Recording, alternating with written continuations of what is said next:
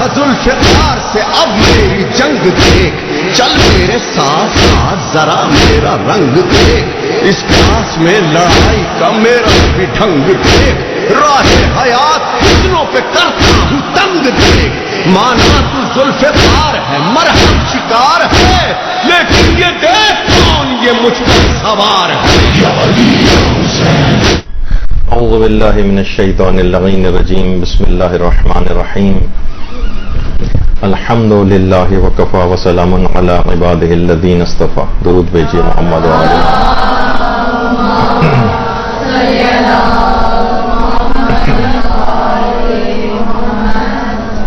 فقہ عزاداری کے سلسلے میں ہماری گفتگو اپنے اگلے مراحل کے اندر داخل ہے۔ کچھ جیسے کہ علم میں ہے آپ کے کہ آج کل مراسم عزاداری کے خلاف کچھ انٹلیکچوئلز، دانشور ٹائپ کے افراد شکوک و شبہات پیدا کر رہے ہیں، اور وہ مسلمہ کچھ ایسے رسومات جس پر مجتہدین کا کوئی اختلاف بھی نہیں، اس پر بھی اعتراضات کیے جا رہے ہیں۔ تو کیونکہ آپ ذاکری سے ریلیٹڈ ہیں اور اکثر و بیشتر آپ کے سامنے بھی اس طرح کے سوالات آ سکتے ہیں، تو آپ کے سامنے دلائل رہیں، چیزیں رہیں کہ ہمیں کیسے ان کو جواب دینا ہے۔ اسی میں آج کل ایک اعتراض یہ آ رہا ہے، اور وہ ہے شبیہ ذوالجنہ پر اعتراضات۔ اب دیکھیے، اسلام میں شروع ہی سے یادگاریں بنانے کا ایک طریقہ کار رائج رہا ہے، ہمیشہ سے رہا ہے۔ خود اگر حج کی بھی اگر آپ مثالیں اس کے اندر دیکھیں تو آپ نے دیکھا ہوگا کہ خانہ کعبہ کے صحن میں مقام ابراہیم کے نام سے ایک یادگار ہے۔ یہاں پر حضرت ابراہیم علیہ السلام نماز پڑھا کرتے تھے، اور اس شوکیس کے اندر جسے مقام ابراہیم کہا جاتا ہے، حضرت ابراہیم کے قدموں کے نشانات ہیں۔ یہ ایک یادگار ہے ان کی، اسی کے اوپر اب ایک شوکیس بنا دیا گیا جس کے اندر ان کے قدموں کے نشانات ہیں۔ اور پہلے زمانے میں بادشاہ حضرات وغیرہ لوگ وہ اسی کے اندر پانی بھر کر بھی تبرک کے طور پر پیا کرتے تھے۔ آج یہ جگہ مقام ابراہیم کہلاتی ہے، قرآن میں بھی اس کا تذکرہ آیا ہے، اور مسلمان اس کے پیچھے نمازوں کو ادا کرتے ہیں۔ یعنی حضرت ابراہیم کے نماز پڑھنے کی ایک یادگار قائم کی گئی۔ اسلام میں یادگاریں قائم کرنا یہ ایک الگ سے ایک حکم ہے۔ اسی طریقے سے حضرت اسماعیل کی جان بچانے کے لیے حضرت ہاجرہ صفا و مروہ میں جو ہے وہ دوڑی تھیں۔ اب ان کی یادگار کے طور پر صحیح کی جگہ قرار دی گئی، اور یہ جو گرین لائٹس لگی ہوئی ہیں اوپر آپ کو نظر آ رہی ہیں، جس کو میلین اغزرین کہتے ہیں، یعنی یہاں سب ستون ہوا کرتے تھے کبھی، اب وہاں گرین لائٹس ہیں۔ یہاں پر مردوں کے لیے حکم ہے کہ وہ حضرت ہاجرہ کی شبیہ بن کر یہاں پر ہرولہ کریں، تیز تیز چلیں، یعنی بذات خود زندہ انسان بھی حضرت ہاجرہ کی شبیہ بنے اور یہاں پر تیز تیز چلیں، جس طریقے سے حضرت ہاجرہ یہاں پر دوڑی تھی۔ مردوں کے لیے ایک مستحب حکم ہے۔ تو اس طرح سے ارکان حج کے اندر بھی شبیہیں اور یادگاریں قائم کرنے کا ایک سلسلہ جاری ہوا۔ اچھا، صرف یہ دیکھیے، شبیہیں اور یادگاریں قائم کرنا یہ صرف مسلمانوں کے اندر ہی رائج نہیں، غیر مسلموں کے اندر بھی یادگاریں منائی جاتی ہیں۔ مثلا اگر آپ دیکھیں، عیسائی ایک بے جان صلیب جس کو کہا جاتا ہے، اس کو ایک نشان کے طور پر، ایک یادگار کے طور پر لگاتے ہیں۔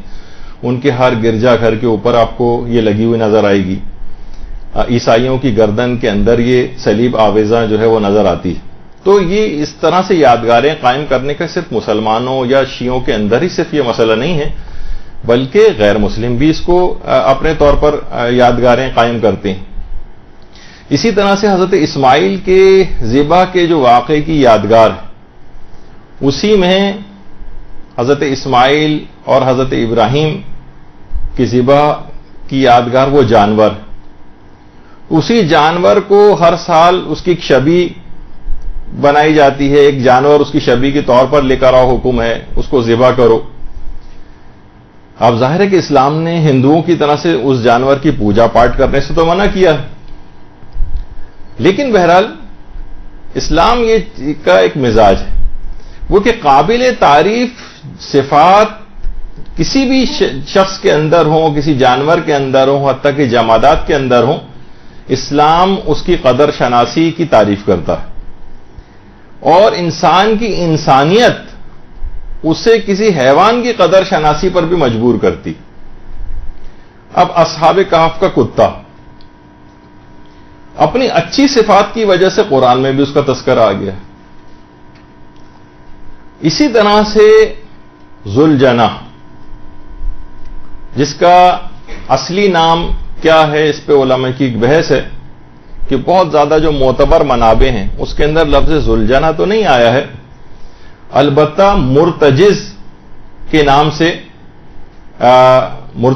نام سے کتابوں کے اندر موجود ہے، اور البتہ معتبر منابع کے اندر، اور جو بہت کیونکہ کچھ زیارات ایسی ہیں جس میں امام حسین علیہ الصلوۃ والسلام، درود بھیجیے نا محمد علیہ محمد،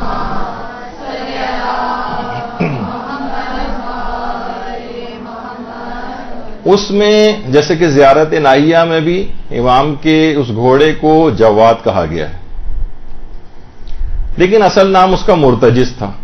البتہ کچھ کتابیں اور ہیں مصائب وغیرہ کی، مثلا روضۃ الشہداء، اس کے اندر لفظ ذوالجناح بھی آیا۔ اچھا، اب پہلے ایک چیز ہے کہ ذوالجناح کی وجہ تسمیہ کیا ہے، اس کو ذوالجناح کیوں کہتے ہیں؟ دیکھیے، کچھ افراد، ویسے اس کے لفظی معنی کیا ہیں؟ پروں والا، ذوالجناح کے معنی ہیں پروں والا۔ کچھ افراد کا یہ کہنا ہے، لیکن یہ کوئی ویسا عمومی طور پر ذاکرین سے آپ نے سنا ہوگا کہ اس کو جو پروں والا کہا جاتا ہے تو ظاہر ہے اس کو کوئی ویسے پر تو نہیں تھے کوئی، پھر کیوں کہا جاتا ہے؟ اکثر ذاکرین یہ کہتے ہیں کہ اس نے امام حسین علیہ الصلوۃ والسلام جب زخمی ہو گئے تھے، اللہم صلی علی محمد وعلی محمد، تو یہ امام حسین کے گرد چکر لگا رہا تھا اور اپنے جسم پر ان سب تیروں کو لے رہا تھا، تو اس کے جسم پر دائیں بائیں اطراف میں سب تیر پیوست تھے، اور اس طرح سے جس طرح ایک پر نما اس کی ایک شکل ہو گئی تھی، جس طریقے سے ایک پر سے نکلے ہوئے جبکہ وہ تیر تھے، تو ایسا لگ رہا تھا۔ لیکن علماء نے کہا کہ نہیں، اس کی ایک اور وجہ ہے کہ اس کی ایک وجہ یہ ہے کہ یہ بہت زیادہ تیز رفتار تھا۔ دیکھیے، گھوڑے کی صفات کے اندر بھی سے بھی ایک چیز آتی ہے کہ ذوالجناح یعنی پروں والا، یعنی گویا جس طریقے سے اڑتا ہوا اتنا تیز رفتار جیسے گویا اڑ رہا ہو، اس وجہ سے اس کو ذوالجناح جو ہے کہا جانے لگا۔ تو گھوڑے کی جو صفات ہیں اس میں سے ایک صفت یہ کہ اتنا تیز رفتار ہو کہ نہ تو دشمن اگر اس کے پیچھے لگ جائے تو وہ دشمن کے بھی قابو میں نہیں آئے، اور اگر دشمن بھاگ رہا ہو تو اس کا پیچھا بھی کر سکے، تو بہت زیادہ تیز رفتار تھا۔ تو اپنی اس تیز رفتاری کے باعث اس کو ذوالجناح کہا جانے لگا۔ اچھا، اب اس کی ذوالجناح کی جو فداکاری ہے اور جو قدردانی کی جاتی ہے اس کی کیا وجہ ہے؟ دیکھیے، علماء کہتے ہیں کہ یہ خود بھی کتنا پیاسا تھا، اتنا پیاسا کہ آپ خود اندازہ لگائیں کہ وہ جگہ، وہ مقام کہ جہاں پر 6 ماہ کے حضرت علی اصغر کے لیے 2 گھونٹ پانی دستیاب نہ تھا، وہاں گھوڑوں کو پانی کب ملنا تھا؟ اور یہ جو گھوڑے تھے یہ تو عام افراد سے بھی زیادہ پیاسے تھے۔ کربلا کی شدید ترین گرمی، بار بار امام کے ساتھ ذوالجناح کا میدان میں جانا، وہاں سے واپس آنا، اور میدان سے خیمہ گاہ سے میدان، حملے، لڑائیاں، ساری آمد و رفت اسی پیاسے گھوڑے پر ہوئی ہے جو نہ جانے کب سے پیاسا تھا۔ اچھا، آغاز جنگ جس وقت ہوا ہے اس وقت تیروں کی ایک بارش ہوئی تھی، تو 50 کے قریب امام کے اصحاب، جس میں بنو ہاشم کے کتنے شہزادے بھی تھے، وہ حملہ اولا جس کو کہا جاتا ہے اسی کے اندر شہید ہو گئے تھے، ابھی جنگ سٹارٹ بھی نہیں ہوئی تھی، اور اتنے زیادہ تیر آئے تھے کہ آپ سوچئے کہ 50 افراد اس تیروں کی زد میں آ کر شہید ہوئے ہیں۔ تو آیت اللہ علی نقی نقن صاحب نے لکھا ہے باقاعدہ کہ آپ خود سوچیں کہ جب لوگ اتنے شہید ہوئے ہیں اس کے اندر، تو اس میں کون کہہ سکتا ہے کہ یہ گھوڑے اس میں زخمی نہیں ہوئے ہوں گے اور ان کو تیر نہیں لگے ہوں گے؟ تو ان کا کام ایک مددگار کے طور پر بھی تھا، اور باقاعدہ اس نے کس طرح سے حفاظت کی تھی کہ روایتوں میں کہ 40 افراد کو، روایتوں میں بعض میں 80 کا بھی عدد ہے، کہ صرف اپنے سموں سے مار مار کے ہلاک و زخمی کیا تھا اس نے۔ تو دشمن کو زد پہ لیتا تھا ذوالجنا، اور ان کے وار کو خالی دیتا تھا، گرتے ہوئے دشمنوں کو رونتا تھا۔ اس پورے ماحول میں اس گھوڑے کی پیاس، اس کے سینے کا التہاب، اس کے باوجود جب بھی کبھی، جیسے کہ روایتوں کے اندر بھی ہے کہ جب فرات کا دامن خالی ہوا تھا اور امام حسین نے گھوڑے کو نہر فرات کے اندر ڈالا تھا، تو نقن صاحب فرماتے ہیں کہ فرات کی موجیں اس بات کی گواہی دیں گی کہ گھوڑے نے شدید پیاسا ہونے کے باوجود بھی پانی سے اپنی گردن کو ہٹا لیا تھا، اپنے سر کو کچھ بلند کر لیا تھا، اپنے منہ کو بند کر لیا تھا، اور زبان بے زبانی سے کہہ رہا تھا کہ مولا جب تک آپ سیراب نہ ہوں گے میں بھی پانی نہیں پیوں گا۔ تو امام حسین علیہ السلام بھی فرات سے پیاسے باہر نکلے، اللہم صلی علی محمد وآل محمد، اور یہ گھوڑا بھی وہاں سے پیاسا آیا، اور پھر اس کے بعد وہ جنگ ہوئی، اور اس کے بعد امام حسین علیہ السلام شہید ہو گئے، اور اب اس گھوڑے کی پشت جو تھی وہ اپنے سوار سے خالی ہو گئی۔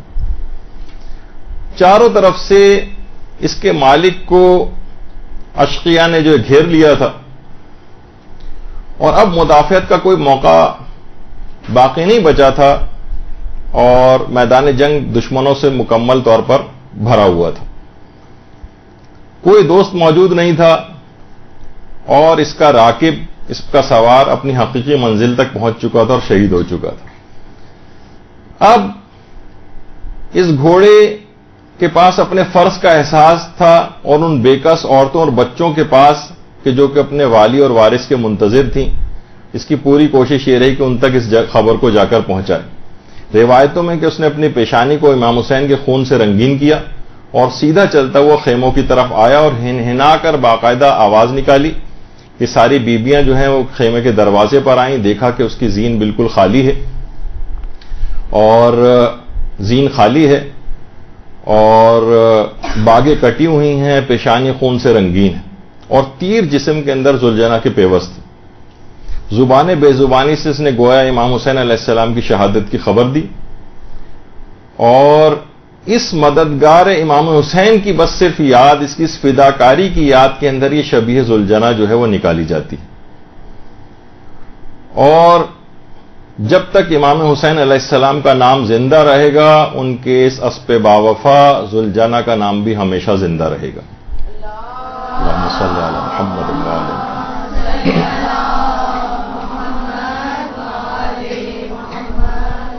اس پر اعتراض کرنے والوں کے دل لگتا ہے کہ محبت سے خالی ہیں، عاطفت سے خالی ہیں، قدر شناسی کے جذبات کے ساتھ خالی ہیں۔ باقاعدہ آقا حسین انصاریان، ان کی جو مقتل سید الشہداء ہے، اس میں انہوں نے لکھا ہے کہ امام کی شہادت کے بعد اس نے اپنے لبوں سے امام کے جسم اقدس کے بوسے لیے تھے۔ باقاعدہ مقتل سید الشہداء میں آیت اللہ حسین انصاریان نے اس بات کو لکھا ہے، اور کافی دیر تک یہ امام کے جسم اطہر کا استشمام کرتا رہا، سونگتا رہا تھا ان کی شہادت کے بعد۔ اور امام زمانہ علیہ الصلوۃ والسلام نے بھی اللہم صلی علی محمد وآل محمد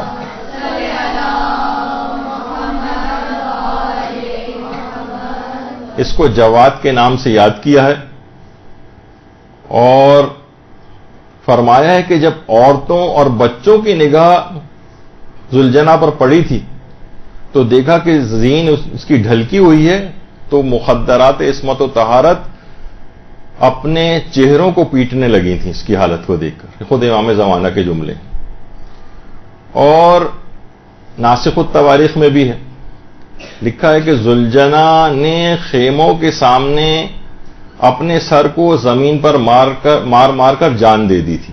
ایک روایت یہ بھی ہے. اور بعض روایتوں میں یہ بات بھی آئی ہے کہ اس کے بعد ذوالجنا نے دوڑنا شروع کیا اور یہ خیموں سے دوڑتا ہوا فرات کی طرف گیا اور اپنے آپ اس کے پیچھے یزیدی افراد لگے ہوئے تھے کسی طریقے سے اس کو پکڑیں، لیکن یہ دوڑتا ہوا سیدھا فرات کی طرف گیا اور اس کے اندر اپنے آپ کو ڈبو کر اس نے جان دے دی. اور کچھ علماء کا یہ بھی نظریہ ہے کہ جب امام زمانہ علیہ السلام تشریف لائیں گے تو یہ دوبارہ ذوالجنا آئے گا. اللہم صلی علی محمد.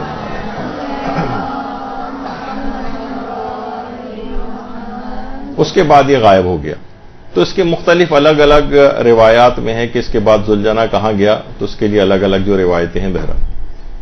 تو اب دیکھیے یہ انہی کو کہا جاتا ہے نشانیاں غم امام حسین کے شعائر، جن کو کہا جاتا ہے شعائر حسینیہ. یہ نشانیاں، شاعر پچھلی دفعہ بھی گفتگو میں ذکر ہوا تھا، نشانیوں کو کہا جاتا ہے. نشانیوں کو دیکھ کر یاد آتا ہے کہ ایسے کیا چیز ہوئی تھی. دیکھیے آپ دنیا کو کیسے بتائیں گے پکڑ کر ایک شخص کو کہ 6 ماہ کے بچے کی شہادت ہوئی تھی، کس کس کو پکڑ کر آپ مصائب کو سنائیں گے. لیکن اگر صرف اور صرف لوگ اب کہنے لگیں کہ بھئی یہ شاعر بدعت ہیں، یہ نشانیاں جو ہیں بدعت ہیں، تو ان کو کہا جائے جیسے میں نے ابھی کہا کہ کیسے حضرت علی اصغر کی شہادت کو آپ دنیا کے سامنے پیش کریں گے. فقط جھولا نظر آئے گا اور کتنے ہی لاکھوں لوگ دیکھتے ہی سمجھ جائیں گے کہ امام کا کوئی بچہ تھا جو کہ اس جنگ کے اندر شہید ہوا ہے. شبیہیں بنانے کا ایک خاص علماء نے جو اس کی اجازتیں دی ہیں اور یہ مراسم کے اندر رائج ہیں، یہ ابس نہیں، ان کی بہت اس کے پیچھے فلسفی. تو دنیا کی فوراً سمجھ میں آ جائے گا. اور اس کے علاوہ جب یہی وجہ ہے کہ کتنی بہترین طریقے سے خود کربلا کے اندر جھولے وغیرہ نکالے جاتے ہیں، اور تاکہ ایک ویژول امپیکٹ ہوتا ہے، فوراً یاد آتا ہے کہ جھولا کس سے منسوب ہے، کون سا ظلم ہوا تھا، اچھا علی اصغر کس طرح سے شہید ہوا، اچھا اس طرح سے شہید ہوا. اشقیاء کی شقاوت اس سے ظاہر ہوتی. اسی طریقے سے مثلا علم حضرت عباس علمدار علیہ الصلوۃ والسلام،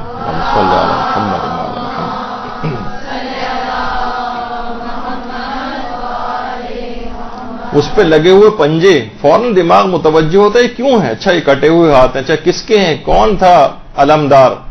یہ شبیہیں، یہ علم، یہ خود ایک داستان کو بیان کر دیتے ہیں اس وجہ سے. اسی طریقے سے مثلا جو ہم تابوت اٹھاتے ہیں، تابوت دیکھتے ہی ہر شخص کے دماغ میں آتا ہے کس کا تابوت ہے، کیا ہے، کیوں اٹھایا ہوا ہے، ہر شخص متوجہ ہوتا.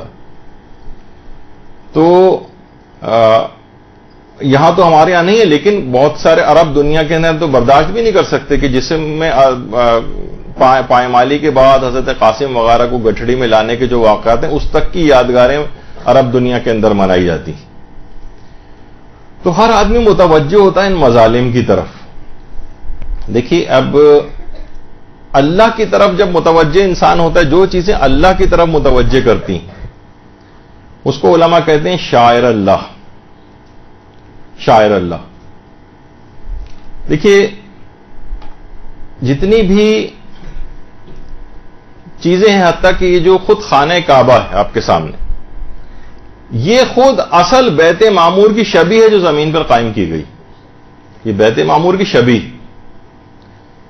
اصل خانہ کعبہ وہ 4تھے آسمان پر، اس کی شبیہ، تاکہ اس شبیہ کو دیکھو اور اس بیت معمور کی طرف توجہ ہو تمہاری. دنیا کی جتنی بھی مساجد ہیں یہ مسجد بیت الحرام کی شبیہ. تو ہمیشہ اصل کے ساتھ شبیہ کا احترام بھی ہوتا ہے. مثلا مثال دی جاتی ہے، اب یہ خالی فریم ہے، مثال کے طور پر اس کے اندر کسی شخص کے والد محترم مرحوم کی تصویر لگی ہو اور کوئی شخص جائے اور اس فریم میں سے تصویر نکال کے پھاڑ کے پھینک دے تو فوراً غصے میں آ جائے گا. جیسے کہ اکثر علماء اس کی مثال بھی دیتے ہیں کہ بھائی دیکھا جائے تو اس نے کاغذ کا ٹکڑا ہی تو پھاڑا ہے. آپ کہیں نہیں بھائی میری ایک الگ حیثیت تھی اس تصویر کی میرے نزدیک. دیکھا جائے تو ایک شبیہ تھی، ایک تصویر تھی، ایک کاغذ کا ٹکڑا تھا. یہ کوئی ابا مرحوم تو یہاں پر نہیں لگے ہوئے تھے اس کے اندر کہ اس کو اگر ان کی ہم نے توہین کر دی تو نہیں، اصل کے ساتھ شبیہ کا بھی احترام ہوتا ہے. تو یہ تمام چیزیں ایسی ہیں اب مثلا دیکھا جائے تو بازاروں کے اندر کتنے ہی ماشکی ہیں جو مشق لے کے پانی وانی ادھر سے ادھر دیتے ہیں. اس کا کوئی احترام ہے؟ نہیں ہے احترام ہے. لیکن اب یہی شبی مشق سکینہ کے نام سے ہو تو اس کا احترام آ جائے گا. منسوب کر دیا آپ نے, اس کی وجہ سے احترام ہے. کتنے جگہوں کے اوپر آپ کو مختلف قسم کے جھنڈے ونڈے لگے ہوئے نظر آتے ہیں. ان کا کوئی احترام ہے؟ نہیں, کوئی احترام نہیں. پھینک سکتے ہیں, اکھاڑ کے پھینک دیجیے ان کو. لیکن کیا ہے, حتیٰ کہ اگر پاکستان کا بھی جھنڈا ایک احترام آ جائے گا. اب اگر کوئی اس کی توہین کرے گا, جلائے گا, فوری طور پر پولیس پکڑ کے لے جائے گی. دیکھا جائے تو ہم نے کپڑا ہی تو جلایا ہے, نہیں اس کی ایک نسبت آ گئی. تو اسی طریقے سے عام جھنڈے کا احترام نہیں ہے, لیکن علم حضرت عباس کا ہم نے منسوب کر دیا کہ حضرت عباس سے نسبت اس کی آ گئی, اب اس کا ایک احترام آ گیا. اسی طرح سے عام گھوڑا ہے, کتنے گھوڑے آپ کو نظر آتے ہیں بازاروں کے اندر چلتے ہوئے, تانگوں میں چلتے ہوئے. ریس کورس کے اندر کتنے گھوڑے دوڑتے ہوئے نظر آ رہے ہیں آپ کو. ان کا کوئی احترام نہیں. کبھی آپ نے دیکھا کوئی ان کا جا کر احترام کرتا ہو؟ لیکن نہیں, جب گھوڑا امام حسین سے منسوب ہو جائے گا, شبی ان کی بن جائے گی, اب اس کا ایک احترام آ جائے گا. اچھا, لوگ اعتراض کرتے ہوئے کہتے ہیں بھائی یہ نسبت آپ نے خود ہی تو دی ہے, آپ کی دی گئی نسبت سے احترام کیسے آ گیا؟ جی ہاں, خود نسبت دینے سے بھی احترام آ جاتا ہے. مثلا کہا جاتا ہے کہ جناب آپ ایک کپڑا لے کر آئیں, کپڑے کے 2 حصے کریں, ایک حصے سے آپ اس کپڑے سے جزدان بنانے قرآن کا, قرآن نہیں بھی رکھیں گے تو احترام آ جائے گا. اور دوسرا آدھا کپڑا جو آپ نے الگ کیا اس سے گھر کا وہ پوچا ووچا ٹائپ کا بنا دیں, اس سے صفائی شروع کر دیں, اس کا کوئی احترام نہیں. یعنی آپ نے خود ہی نسبت دی قرآن سے ایک چیز کو, اس کا احترام آ گیا, اور دوسرے کو نسبت نہیں دی, اس کا کوئی احترام نہیں. تو اس طرح سے جیسے کہ کہا جاتا ہے غلاف کعبہ, غلاف کعبہ جب تک کعبے کے اوپر لگا بھی نہ ہو, جب تک یہ صرف فیکٹریوں کے اندر تیار ہو رہا ہو, اس وقت بھی اس کا ایک احترام آ جاتا ہے. حالانکہ ہو سکتا ہے نہ لگے, لیکن نہیں, اس کے بعد یعنی آپ خود ہی بنا رہے ہیں کپڑا, خود ہی اس کو ٹاک رہے ہیں, اس کے اوپر چیزیں خود ہی اس کو آرائش دے رہے ہیں آپ, لیکن پھر بھی اس کا ایک احترام آ جائے گا, اس کا ایک احترام. تو حتیٰ کہ اس کے بعد جب یہ خانہ کعبہ کے اوپر نہیں بھی رہتا اور اس سے الگ ہو جاتا ہے, اس کے ٹکڑے اور پیسز کر کے تبرک کے طور پر لوگوں کو دیے جاتے ہیں, وہ اپنی آنکھوں سے لگاتے ہیں, گھر میں لا کر رکھتے ہیں. ٹھیک ہے, اب تو خانہ کعبہ پہ نہیں رہا نا یہ, اس کا بھی احترام ختم ہو جانا چاہیے تھا. ہم نے خود ہی کپڑا بنایا, خود ہی اسے غلاف کعبہ سے نسبت دی, لے جا کر لگایا, اس کو الگ کیا اور احترام آ گیا اس کا. جب یہی وجہ ہے کہ مولانا اظہر حسن زیدی صاحب قبلہ اپنی تقریروں میں فرماتے تھے کہ روزانہ ریس کورس میں کتنے گھوڑے دوڑتے ہیں, کسی کو اعتراض نہیں ہوتا, کوئی فتویٰ نہیں آتا, اور ہم فقط تعظیم میں عقیدت سے ایک گھوڑا نکالتے ہیں تو ہم پر فوراً کفر کے اور شرک کے فتوے آنے لگتے ہیں. تو بہرحال یہ تمام چیزیں ایسی ہیں. اور یہاں تک ہے کہ دیکھیے عام گھوڑا ایک الگ ہے, کوئی بھی شخص گھوڑا لے کے گھر میں پال سکتا ہے, لیکن اگر آپ نے نسبت دے کے ذوالجناح قرار دیا تو حکومت پاکستان کی طرف سے اس کا ایک لائسنس لینا پڑتا ہے. اس کا مطلب ہوا کہ نسبت دینے کے سے کچھ قوانین کی زد میں بھی آپ آ جاتے ہیں, یعنی خود دوسرے لوگ بھی اس کا ایک خصوصیت اس کے اندر ایک پیدا ہو جاتی ہے کہ نہیں اب لائسنس لیں آپ. تو اسی طریقے سے جس طرح شاعر اللہ ہیں, اسی طرح سے شاعر حسینی بھی. اچھا, کوئی ضروری نہیں ہے یہ کہ شاعر حسینیہ اور شاعر اللہ کوئی مخصوص ہیں. جیسے خود قرآن کے اندر یہ چیز آئی ہے کہ وَمَن يُعَظِّمْ شَاعِرَ اللَّهِ فَإِنَّهَا مِن تَقْوَى الْقُلُوبِ. قرآن کے اندر بھی ان کی تعظیم کو تقوی کی ایک نشانی جو ہے وہ قرار دیا گیا ہے. اچھا, قرآن نے کچھ مثالیں بھی دی کہ شاعر اللہ کون سے ہیں. اچھا, یہ صرف مثالیں, یہ نہیں کہ صرف یہی شاعر اللہ ہیں. مثلا صفا و مروہ کو کہا گیا کہ ان الصفا والمروہ من شاعر اللہ. صفا اور مروہ شاعر خدا میں سے ہیں, من شاعر اللہ. اس جو لفظ من ہے نا, یہ اگر نہ ہوتا تو پھر یہ ہوتا کہ صرف اور صرف صفا و مروہ ہی شاعر خدا ہے. یہاں من کا اضافہ کر کے 2 جگہوں پہ 2 قرآن نے مثالیں دی اور دونوں کے اندر من آیا ہے. ان الصفا والمروہ من شاعر اللہ, شاعر اللہ میں سے, اس کا مطلب شاعر اللہ بہت سے, اس کے اندر سے ایک صفا و مروہ. پھر اس کے بعد ہے والبدن جعلناها لکم من شعائر اللہ، جو قربانی کا جانور ہے یہ بھی شاعر خدا میں سے، یہ بھی شاعر اللہ میں سے، یہاں پہ بھی ہے من شاعر اللہ، یعنی اس کے مطلب ہے کہ یہ کوئی مخصوص شاعر خدا نہیں ہے، مخصوص شاعر اللہ نہیں ہے، بلکہ ایک بہت ساری چیزیں ہیں جس کی دو مثالیں دی گئی. تو اچھا، اب ایک اس کے اندر ہے جانور، جانور کو کہا یہ شاعر اللہ میں سے. والبدنا، بدنا جو کہا ہے اس کو، جو قربانی کا جانور. اور جمادات میں سے جو دو پہاڑیاں ہیں، صفا پہاڑی اور دوسری پہاڑی ہے مروہ پہاڑی. وہ تو پہاڑی بھی نہیں، ٹیلا بھی نہیں کہا جا سکتا اس کو، اب تو اتنی نیچے وہ ہو گئی. اچھا، اگر ان کی تعظیم ان کے پہاڑ کی طرح سے پرہیبت اور بڑے ہونے کی بنا پر اگر قرار دی جائے کہ اللہ نے اس وجہ سے ان کو شاعر خدا کہا ہے، تو پھر تو کیٹو جو ہے اس کو شاعر اللہ میں سے ہونا چاہیے تھا، اس سے تو بڑا کوئی ہے ہی نہیں. اور ہمالیہ کو جو ہے وہ شاعر خدا میں سے ہونا چاہیے تھا، لیکن نہیں. تو حضرت حاجرہ کے قدموں سے مس ہو کر جو پہاڑیاں تھیں وہ شاعر اللہ بن گئیں. تو وہ جانور کہ جس پر جوانان جنت کا سردار سوار ہو، وہ شاعر خدا میں سے نہیں قرار پائے گا. جس طریقے سے حج کا جانور بدنا، ابھی اس کو قربان بھی نہیں کیا ہے، ابھی اس کو قربانی کرنا باقی ہے، تب بھی بغیر قربان ہوئے بھی یہ شاعر اللہ میں سے ہوتا ہے. لیکن جس نے خود کو بلکہ اپنے پورے خاندان کو قربان کر دیا ہو، کیا وہ شاعر اللہ میں سے نہیں ہوگا؟ یہی وجہ ہے کہ پیغمبر اکرم ختمی مرتبت صلی اللہ علیہ وآلہ وسلم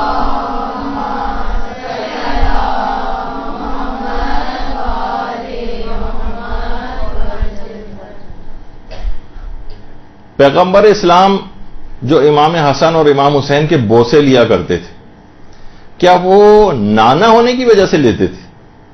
نہیں، وہ شاعر اللہ کا احترام تھا.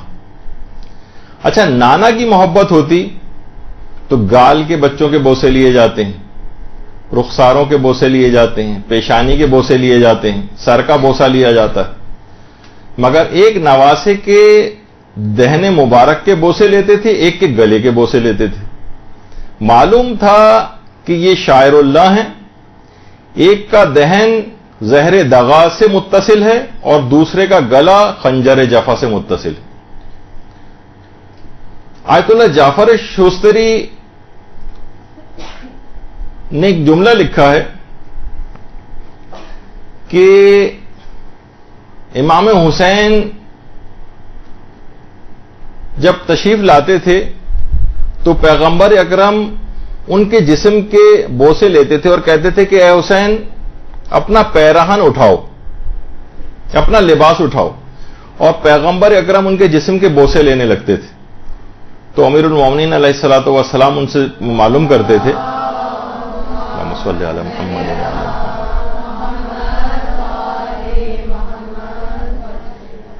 کہ یا رسول اللہ اس کی کیا وجہ ہے کہ آپ جسم سے لباس اٹھا کے حسین کے جسم کے بوسے لیتے ہیں؟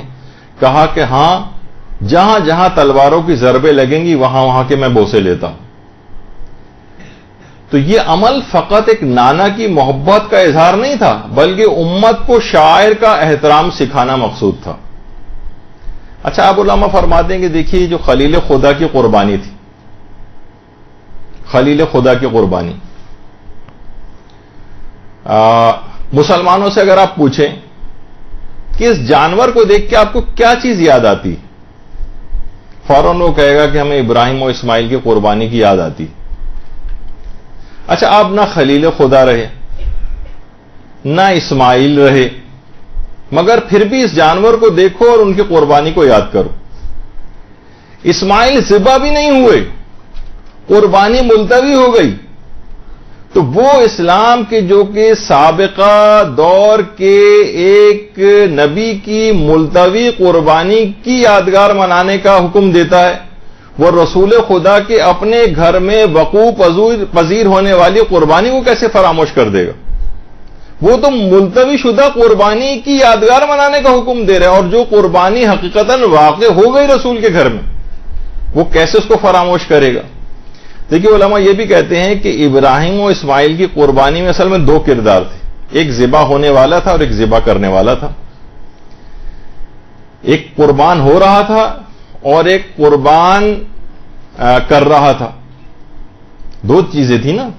اچھا، خود امام حسین علیہ السلام دونوں کردار بیک وقت امام کے اندر موجود تھے، امام خلیل بھی تھے اور بیک وقت ذبیح بھی تھے۔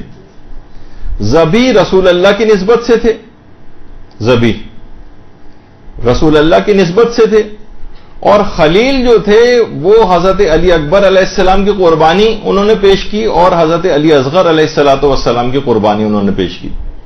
تو خلیل بھی تھے اور ذبیح بھی تھے، یعنی ان کی قربانی خلیل بن کر پیش کی، اور اسماعیل کی مانند امام خود بھی ذبح ہو گئے۔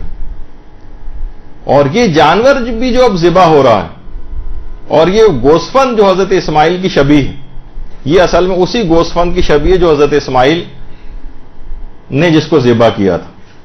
تو اس کا احترام کیوں ہے، اس کی توہین کیوں نہیں کر سکتے جو ہم حج پہ قربانی کرتے ہیں اور جو بقرعید کی مستحب قربانی کرتے ہیں کہ اس جانور نے ایک نبی زادے کی جان بچائی؟ تو جو بھی نبی زادے کی جان بچائے وہ شاعر اللہ میں داخل ہو جاتا۔ تو ذوالجنہ نے رسول اللہ کے نواسے کی آخری وقت تک جان بچائی، آخری وقت تک۔ یہ وفادار جانور نہ جانے کب سے پیاسا تھا، امام شہید ہو گئے، خود وہ حوض کوثر سے سیراب ہو گئے، مگر یہ امام کے بعد بھی پیاسا رہا، اور آخر وقت تک ان کی جان بچاتا رہا، یہاں تک کہ اپنے پاؤں سے اشقیاء کو کچلتا رہا۔ تو اب ایک یاد رکھیے کہ اب کوئی جانور اگر نبی زادے کی جان بچائے تو وہ یاد رکھنے کے قابل ہے۔ ہم وفادار ہیں، ہم ایسے جانور کو بھی یاد رکھیں گے جو آل رسول کے کام آیا ہے، اور ہم ہر اس انسان کو بھلا دیں گے جو آل رسول کے کام نہیں آیا۔ اللہم صلی علی محمد وآل محمد۔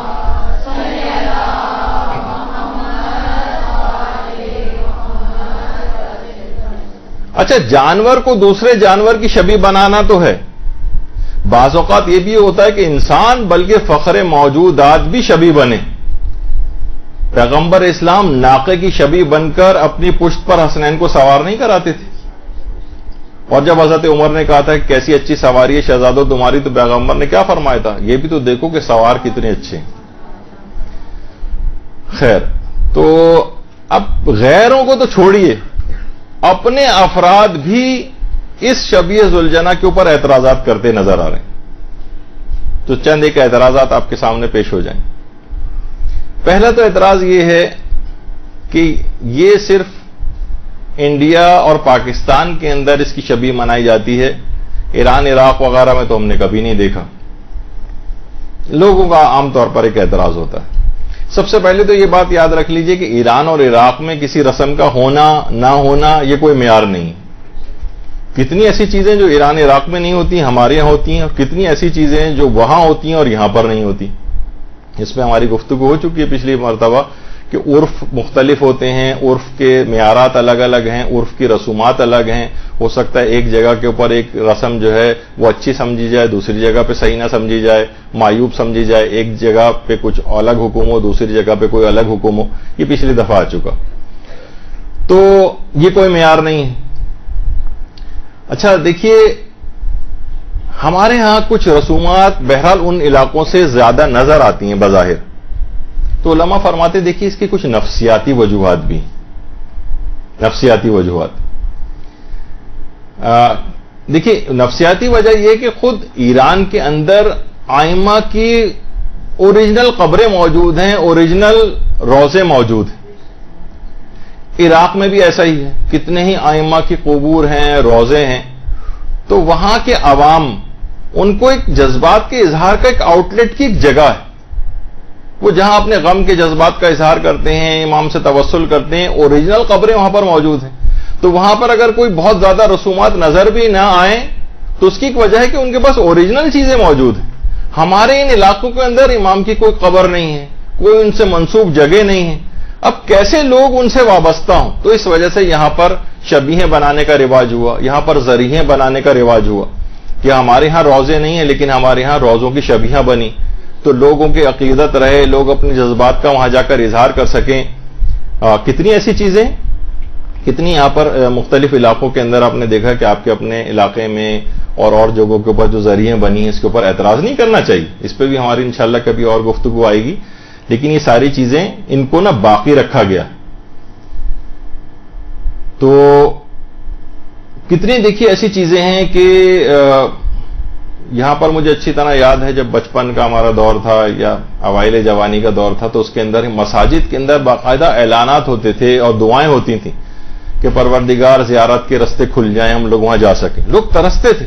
یہ تو اب ذرا جا کے جب آپ لوگوں کے سامنے چند سالوں کے اندر اتنے کاروان بنے اور یہ عالمی حالات تبدیل ہوئے، ان جگہوں کے اوپر جانا آسان ہوا تو اب لوگوں کے لیے. لیکن یہ رسومات اور یہ جو ذریعے ہیں اور یہ سب کچھ لوگوں کو دین سے اٹیچ رکھنے کا ایک سبب تھی. یہ ذوالجناح ان کو دیکھ کے امام کی یہاں پر کوئی بھی چیز نہیں تھی کہ جس سے ہم ان کی یادگار کو قائم کرتے. تو یہ شبیہیں بنائی گئیں، باقاعدہ اس کا ایک خاص اس کا ایک اثر ہوتا ہے، تو اس وجہ سے ان کو یہاں پر رکھا گیا. تو یہ تمام چیزیں ایسی ہیں. یہی وجہ ہے کہ دیکھیے اچھا پھر یہ بات کہ جناب یہ بات کہنا بھی بالکل غلط ہے کہ ایران عراق میں نہیں ہوتے. خود ایران کے اندر شبیہ ذوالجناح جو ہے وہ نکالی جاتی،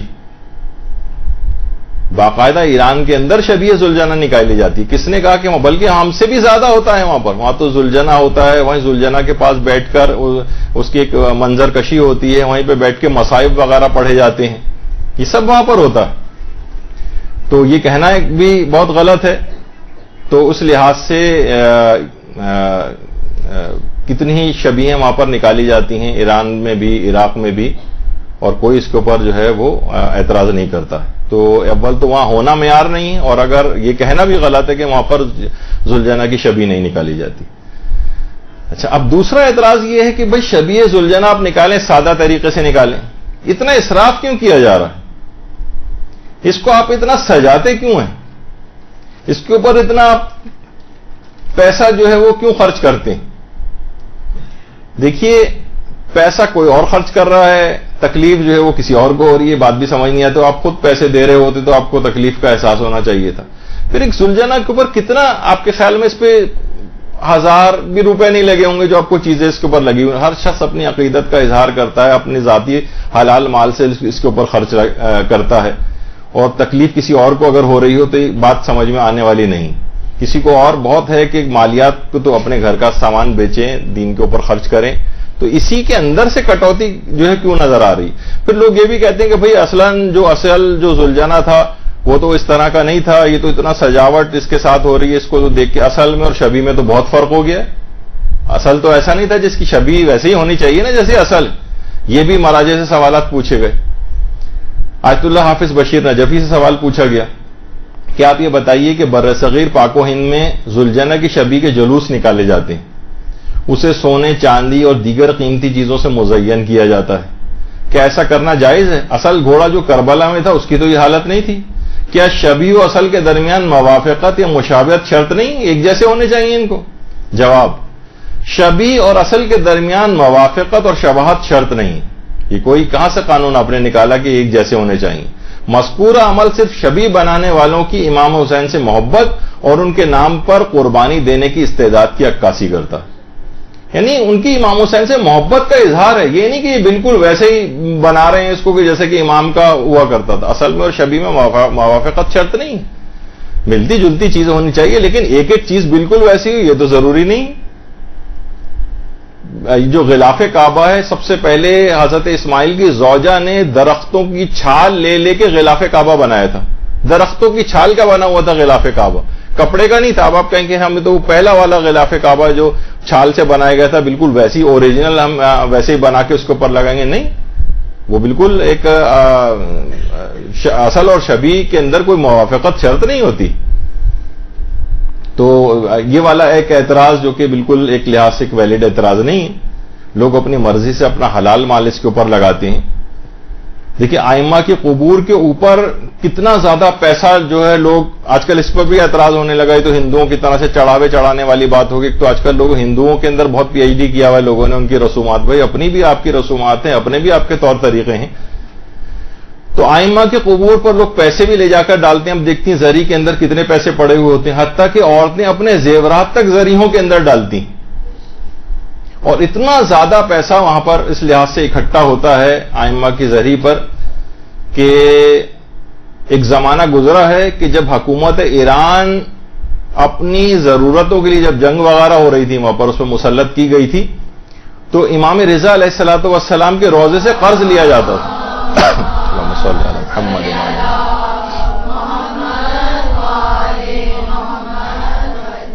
روزوں سے قرض لیا جاتا تھا اور اس کے بعد پھر اسے واپس کیا جاتا تھا.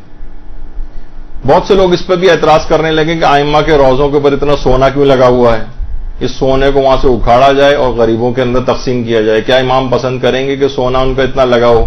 اس پہ انشاءاللہ ہماری الگ سے ایک تفصیلی گفتگو ہوگی کبھی، تو اس میں میں ان چیزوں کے جوابات دوں گا. لیکن بہرحال یہ کہ ائمہ کے روزوں کے اوپر سونا یہ اماموں کے پیسوں سے نہیں، بلکہ لوگ اپنے حلال جائز مال سے اپنی عقیدت کے اظہار کے طور پر یہاں پر خرچہ کرتے ہیں. تو اس کو قیمتی کپڑوں سے سجانا، تزئین کرنا، اس پر خود علماء اور مراجع کے کتنے فتاوے موجود ہیں. باقاعدہ آیت اللہ سعید الحکیم سے بھی بات پوچھی گئی کہ کیا تابوت شہدائے کربلا کو تیار کرنا، گہوارہ علی اصغر کو تیار کرنا اور اس کی آرائش کرنا، ذوالجناح سواری امام حسین کا آراستہ کرنا اور اس کی آرائش کرنا، حضرت قاسم ابن الحسن کی محمل کو آراستہ کرنا اور اس کی تزئین کرنا، علم حضرت ابو الفضل العباس کو آراستہ کرنا اور اس کی آرائش کرنا مراسم عزاداری میں جائز ہے؟ سوال. جواب آیت اللہ سعید الحکیم، بذات خود ان کاموں میں کوئی حرج نہیں، کوئی حرج نہیں، بالکل یہ کام جائز ہیں. ان کو سجانا، ان کی تزئین کرنا، ان کی آرائش کرنا، یہ سب جائز ہے. ذوالجناح کو سجانا، یہ سب جائز ہے. اس کے بعد آیت اللہ حافظ بشیر نجفی سے بھی یہ سوال پوچھا گیا کہ آیا ذوالجناح کو اس طرح زینت دینے سے غم و مصیبت سید الشہداء تازہ ہوتی؟ یہ تو ہمیں پھول اور یہ اس کے اوپر یہ سب چیزیں لگی ہوئی ذوالجناح پہ نظر آنا ایک لحاظ سے، اس سے تو ہمیں غم بظاہر یہ لگ رہا ہوتا ہے لوگوں کو، یہ شاید تازہ نہیں ہو رہا معترضین کو جو لگتا ہے.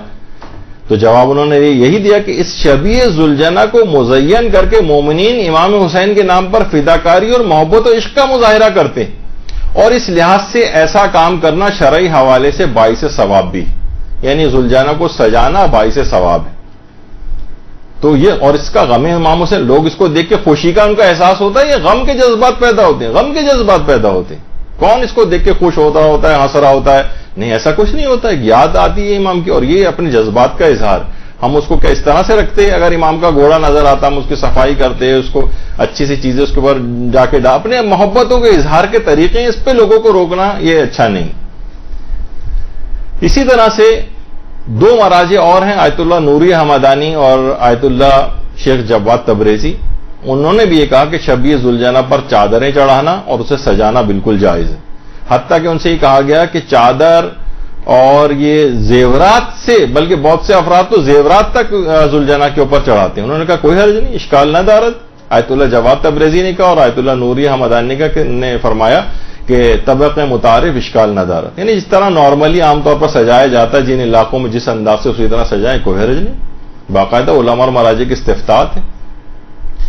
اور آیت اللہ سیستانی کے جو نمائندے جو باقاعدہ سوالوں کے جو ہیئت استفتاء کے اندر ہیں اور سوالوں کے جوابات، بلکہ اس کے ہیڈ ہیں آغا مرتضی مہری، تو ان سے باقاعدہ بہت سے لوگ بھی کہنے لگے ہیں بھائی یہ تو جائز نہیں ہے، حرام ہے. تو یہ سوال ان سے پوچھا گیا کہ کیا آیت اللہ سیستانی کے نزدیک مراسم عزاداری میں شہدائے کربلا کے تابوت، علی اصغر کا جھولا، حضرت قاسم کی محمل، ذوالجناح امام حسین، علم حضرت عباس کو بنانا اور آراستہ کرنا، اسے سجانا حرام ہے؟ جواب ہے ان چیزوں کے حرام ہونے کی کوئی دلیل نہیں. یہ کس طرح سے لوگ کہہ رہے ہیں کہ بھئی یہ چیزیں حرام؟ کیا دلیل ہے آپ کے پاس؟ نہیں، ایسا کچھ نہیں. تو یہ تمام چیزیں بہت ہی عجیب و غریب آج کل ہونا شروع ہو گئی ہیں. تو ان کو یہ بھی ایک اعتراض ہے، نہیں اتنا آراستہ کرنے کی کیا ضرورت ہے؟ نہیں، اس سے یہ محبت اور عشق کے جذبات کا اظہار کیا جاتا ہے، اور آپ نے دیکھا کہ علماء فرماتے ہیں کہ باعث ثواب بھی. اچھا، اب پھر یہ بھی اعتراض کیا جاتا ہے کہ بھئی ایک آدھ زلجانہ نکالنا کافی ہے پورے شہر میں، اتنے زیادہ زلجانہ نکالنے کی کیا ضرورت؟ اول تو خیر اتنے زیادہ زلجانہ کہیں پہ ایک علاقے میں زیادہ زیادہ ایک ہوتا، انچولی میں ایک زلجانہ ہے، جعفر طیار میں مشکل سے ایک زلجانہ ہوگا، اور علاقوں کے اندر ایک ایک جہاں جہاں مومنین موجود ہیں. تو آج کل ہر وقت کفایت شاری ساری عزاداری کے سلسلے میں لوگوں کو یاد آنے لگتی ہے. اتنے زلجانہ کیوں ہیں، اتنا علم کیوں ہیں، اتنے بڑے علم کیوں ہیں، اور چھوٹے جو ہیں اس سے جب کام چل سکتا ہے تو اتنے بڑے کیوں بنائے جائے، اتنا کپڑا ان کے اوپر ضائع ہوتا ہے، کسی غریب کو ہی وہ کپڑا پہنا دیا جائے وغیرہ وغیرہ. تو دیکھیے یہ سب ایک فائدے مند کام ہے. امام حسین کی یاد منانے کے لیے جتنے بھی ضروری سمجھے جائیں اتنے زلجانہ بھی بن سکتے ہیں، اتنے ہی علم بھی بنائے جا سکتے ہیں، اپنی عقیدت کا ایک اظہار. اب مثلا ہم کہیں جیسے انچولی کے اندر ایک ہمارا مدرسہ القائم مثلا، اب کتنے ہی مدارس اور یہاں پر آلریڈی موجود ہیں، اور ہماری خواہش ہے کہ اور بھی اس سے بھی زیادہ. اب کوئی کہے کہ بھئی انچولی میں ایک مدرسہ کافی، اتنے زیادہ مدرسوں کی کیا ضرورت ہے؟ نہیں، ضرورت ہے. جتنے بھی اسلام کی شوکت کا اظہار ہو، جتنے بھی وہاں پر طالب علم پڑھیں، جتنے بھی ہر جگہ ہر گلی کے اندر ایک اگر چھوٹا سا ایک مدرسہ بن جائے. لوگ بعض اوقات اتنی دور نہیں آ سکتے کہ انچولی کے بالکل کارنر پہ رہتا ہے، یہاں آنا میں اس کو مشکل ہے، اپنے گھر کے قریب کوئی مدرسہ ہو. تو جتنے بھی ہوں اتنے ہی زیادہ اچھے ہیں. اچھا، بعض اوقات ایک نعرہ سننے میں آتا ہے بھائی ایک مرکز ہونا چاہیے. میں اس لحاظ سے کہہ رہا ہوں بھی کہ ہمارے دینی اور وہ جو مختلف مراکز ہیں، بعض اوقات علماء کہتے ہیں کہ نہیں، مراکز بھی ایک سے زیادہ ہونے چاہیے. بعض اوقات یہ ہوتا ہے کہ دشمن اپنی ساری فورس لگا کے ایک جگہ پہ ایک مرکز کو ختم کر دیتا ہے، تو اگر کئی مراکز ہوں تو دوسرا مرکز اس کی جگہ کو سنبھال لیتا ہے. مثلا جیسے کہ حوزہ علمیہ ہمارا قوم ہے، ماشاءاللہ سے کیا بہار ہے، کتنے لاکھوں علماء وہاں پر تیار ہو کے نکل چکے ہیں اور نکل رہے ہیں، اور انشاءاللہ نکلتے رہیں گے وہاں سے. تو علماء کے جو وہاں دیکھیں کتنے زبردست علماء کے وہاں پر درس خارج، علماء کی ایک بہار ہے جو کہ قوم کے اندر نظر آ رہی. اسی طریقے سے یعنی کبھی ایک زمانہ تھا یہیں پر آیت اللہ سید محمد رضا گل پائگانی تقریباً ایک جوانی کا ان کا دور تھا، اسی معصومہ قوم کے صحنوں میں جو ہے وہ درس دیا کرتے تھے. اسی طریقے سے نجف اشرف ہے ہمارا، نجف میں علماء کی اس طرح سے دروس ہوتے تھے، اور آیت اللہ خوئی وہاں پہ مسجد خضرا کے اندر جو ہے وہ درس دیا کرتے تھے. اور اب وہی اب دیکھیں کتنے بڑے بڑے ایسے ادوار وہاں پر آئے ہیں کہ بیچ میں حوضہ لوگ وہاں کم جانے لگے تھے، کتنی مشکلات ہو گئی تھیں صدام وغیرہ کے دور میں. تو ہمارا دوسرا مرکز قوم موجود تھا، وہ طاقتور ہوتا چلا گیا. تو دشمن اگر ایک مرکز کے اوپر وہ رہے تو دوسرا مرکز ہونا چاہیے. کتنے ہمارے ایسے مراکز ہیں، اگر آپ دیکھیں باقاعدہ ہلہ میں ہمارا ایک حوزہ علمیہ رہ چکا ہے، اسی طریقے سے مثلا جبل عامل میں رہ چکا ہے، اور سامرہ میں اور مختلف جگہوں پہ. تو ہر جگہ یہ حوزہ جات بھی ہر جگہ کھلنے چاہیے. پاکستان کے اندر بھی اگر علماء کوشش کریں تو یہاں پر بھی ایک بہترین حوزہ جو ہے اسی انداز کا جو ہے وہ بنایا جا سکتا ہے، اور ہر جگہ ہو. اللہم صلی علی محمد و علی محمد. ایک زمانہ تھا کراچی شہر کے اندر صرف ایک کیسٹ لائبریری ہوتی تھی، نجفی کیسٹ لائبریری، ماشاءاللہ ابھی بھی موجود ہے اور کام کر رہی ہے. تو باقاعدہ ابھی کے استاد ایک محترم وسیع امام صاحب قبلہ جو ہے، وہ اس زمانے میں آج سے تقریباً 30 سال پرانی بات ہے، 30 یا 35 سال پرانی. تو وہ کسی جگہ کسی عالم دین کے پاس گئے تھے اور ان سے کہا تھا کہ بھائی ہم اپنے علاقے میں بھی کیسٹ لائبریری قائم کرنا چاہ رہے ہیں. تو انہوں نے باقاعدہ ان کو ڈانٹا کہ ایک کیسٹ لائبریری ہے تو کیا ضرورت ہے آپ کو دوسری کیسٹ لائبریری بھی بنانے کی اور 1.5 اینٹ کی مسجدیں اپنی بنانے کی. جبکہ اس کے بعد علماء نے وہی تھا کہ ہر علاقے کے اندر جو ہے وہ کیسٹ لائبریری ہونی چاہیے. ایک کیسٹ لائبریری کہاں تک لوگوں کی جو ہے وہ پوری کرے گی ضروریات. تو کئی کیسٹ لائبریری ایک جال سا پھیل گیا، بک لائبریریز قائم ہو گئی، ہر جگہ کی ضرورت ہوتی. تو یہ تمام چیزیں بھی یہ نہیں کہ بس ایک گھوڑا کافی ہے، ایک زلجانہ کافی ہے، ایک علم کافی ہے، ایک تابوت کافی ہے. نہیں، جتنی بھی ضرورت ہوگی، جتنی زیادہ ہوں گی، اتنے ہی مظاہر غم و حزن کے ہر علاقے کے اندر جو ہے وہ نظر آئیں گی. تو یہ تمام چیزیں دیکھیے اس طرح سے ہیں کہ ہر علاقے کے اندر جو ہے وہ زلجانہ ہوں. لوگوں کی بہت عقیدتیں وابستہ ہیں، ان کی عقیدتوں سے اس طرح سے نہیں کھیلنا چاہیے کہ آپ اعتراض کر کے ان کو مشکوک بنائیں. کتنے لوگ ہیں اس کو ہاتھ لگانے کے لیے اس کو متورک سمجھتے ہیں، اس کو ہاتھ لگاتے ہیں، اس کو پیار کرنے کے لیے آتے ہیں. امام کی باقاعدہ ایک یادگار کے طور پر اس کو دیکھا جاتا ہے. کتنے لوگوں کے جذبات اس کے ساتھ وابستہ ہوتے ہیں. ان پہ اعتراضات کر کے ان کے جگر کو چھلنی کیا جائے، ان کو مشکوک بنایا جائے، جبکہ ان تمام چیزوں کے اثرات ہوتے ہیں. جب بھی علماء نے ان سب چیزوں کو رائج رکھا ہے، اس کے جائز ہونے کے فتاوے وغیرہ دی، اور یہی چیزیں کہ فوراً دماغی تبادر ہوتا ہے کہ ذوالجناح ہر شخص کو جو آپ کے مذہب کے اوپر نہیں بھی ہے، وہ دیکھ کر فوراً اس کا دماغ متوجہ ہوتا ہے، واقع کربلا کی طرف جاتا ہے کہ ہاں ایک ظلم ہوا تھا، اور اس طریقے سے اسلام کو بچانے کے لیے امام حسین نے قربانی، ان کے خاندان نے قربانی دی. اس کو یاد ایک ویژولائز کرانے کے لیے، ایک پکچرائز کرنے کے لیے یہ ایک سمبولک ایک چیز جو ہے وہ ایک شبیہ بنائی گئی. اس کے اوپر اگر کوئی اعتراض اس لحاظ سے کرے. اچھا، اسی طرح سے ایک اعتراض یہ بھی کیا جاتا ہے اس پہ کہ بھائی شبیہ ذوالجناح پر احتراز ہونا چاہیے. اعتراض لکھا ہوا ہے، بہرحال غلطی ہے اس کے اندر، تو آپ اسے کریکٹ کر لیجئے گا کہ اس پہ سوار کیوں نہیں ہوتے. بھائی امام حسین، اچھا لوگ دلیل دیتے ہیں امام حسین اگر آپ کو گھوڑا دیں تو کیا آپ سوار نہیں ہوں گے اس کے اوپر؟ کیا اس کو ہاتھ میں اس طرح سے لے کے پھریں گے؟ تو دیکھیے، وہ یہ چاہتے ہیں کہ اس کو کوئی مقدس چیز نہ سمجھا جائے، کوئی احترام والی چیز نہ سمجھا جائے. بس ٹھیک ہے، ذوالجناح اس پہ سواری کر کے پھریے آپ. تو دیکھیے، بہت سی چیزیں ایسی ہوتی ہیں کہ احترام ہوتا ہے ان کا. اب میں ذاتی طور پہ ایک مثال دوں. جب میں نے بہت بچپنے میں قرآن ختم کیا تھا، تو ہمارے جو حافظ قرآن تھے، جنہوں نے مجھے خدا غریق رحمت کرے، اب تو انتقال ہو گیا ان کا، انہوں نے مجھے ایک تحفے کے طور پہ ایک بال پوائنٹ دیا تھا. وہ میں نے پتہ نہیں 20-30 سال تک اس کو ابھی بھی ڈھونڈوں تو کسی جگہ مل جائے گا. میں اس کو استعمال نہیں کرتا تھا کہ استعمال ہونے سے اس کی انک وغیرہ ختم ہو جائے گی، پتہ نہیں دوبارہ ریفل اس میں ہو سکے یا نہ ہو سکے. تو میں اپنے پاس سنبھال کے رکھتا تھا اس کو، اور استعمال بھی نہیں کرتا تھا. بس یہ کہ ان کا ایک میرے پاس تھا، مجھے خوشی ہوئی تھی کہ انہوں نے مجھے کے انعام میں دیا. بچپن کی بات. تو کتنی چیزیں دیکھیے ایسی ہیں کہ وہ احترام کے طور پر اس کے اوپر ذوالجناح پہ سواری نہیں ہوتی. جیسے کہ معالج سبتین کتاب کے اندر بھی علامہ مازندرانی نے بھی لکھا ہے، اسرار الشہادات کے اندر بھی جو ہے یہ بات آئی ہے، ریاض المصائب میں بھی ہے علامہ تنکابنی کی، کہ مرتجز جو تھا ذوالجناح، اس نے شہادت امام حسین علیہ السلام کے بعد کسی کو اپنی پیٹھ پر سوار ہونے نہیں دیا تھا، اور 40 سے زیادہ لوگوں کو ہلاک و زخمی کیا تھا. یعنی خود اس نے بھی اپنی کسی پیٹھ پہ کسی کو سوار نہیں ہونے دیا. بحور الغمہ جو کتاب، اس کے اندر بھی ہے کہ حضرت عباس کے گھوڑے نے بھی حضرت عباس علیہ الصلوۃ والسلام کی شہادت کے بعد کسی کو اپنی پشت پر سوار نہیں ہونے دیا تھا. اچھا، یہ اس کا کہ لوگ اس کو چیزوں کو تبرک کے طور پر سمجھتے تھے، اور جیسے کہ سیرت حلبیہ میں بھی ہے کہ رسول کے ایک صحابی تھے عقبہ بن عامر، پیغمبر اسلام کی سواری پر انہوں نے سوار ہونے سے منع کر دیا تھا روایتوں میں، احترام کی بنا پر، کہ پیغمبر اس کے اوپر بیٹھتے میں کیسے سوار ہو جاؤں. پھر باقاعدہ رسول اللہ نے اجازت دی، بلکہ حکم دیا کہ سواری کرو، پھر وہ اس کے اوپر سوار ہو. تو ایک احترام ہے. جیسے دیبل خزائی، باقاعدہ خوزستان میں شوش کا جو علاقہ ہے، وہاں پر اس صحابی امام جو کہ اشعار کہا کرتے تھے، اور امام نے باقاعدہ ان کو ہدیے کے طور پر پیسے بھجوائے تھے. تو انہوں نے وہ پیسے واپس کیے اور کہا کہ مولا مجھے پیسے نہیں چاہیے، بلکہ مجھے اپنا ایک لباس عنایت فرما دیں. تو امام نے لباس بھی عطا کیا اور وہ پیسے بھی ان کو دیے.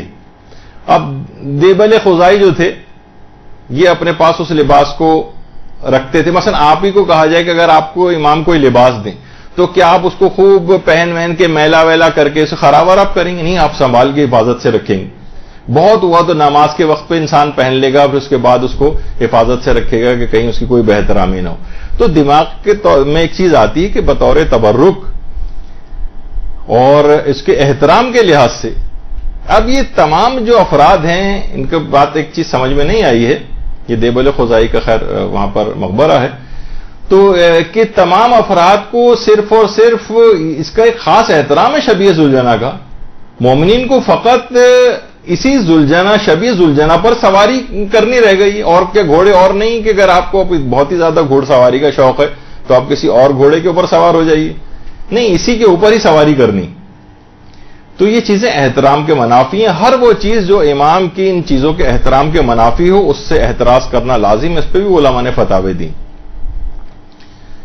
تو اچھا، کچھ لوگوں کا یہ بھی کہنا ہے، اب دیکھیں کیسے کیسے اعتراض ہیں. ذوالجنہ کی اہمیت امام کی زندگی کی حد تک تھی. ان کی شہادت کے بعد تو وہ ایک عام گھوڑا بن گیا تھا, یعنی پھر اس کے بعد کوئی احترام نہیں تھا اس کا.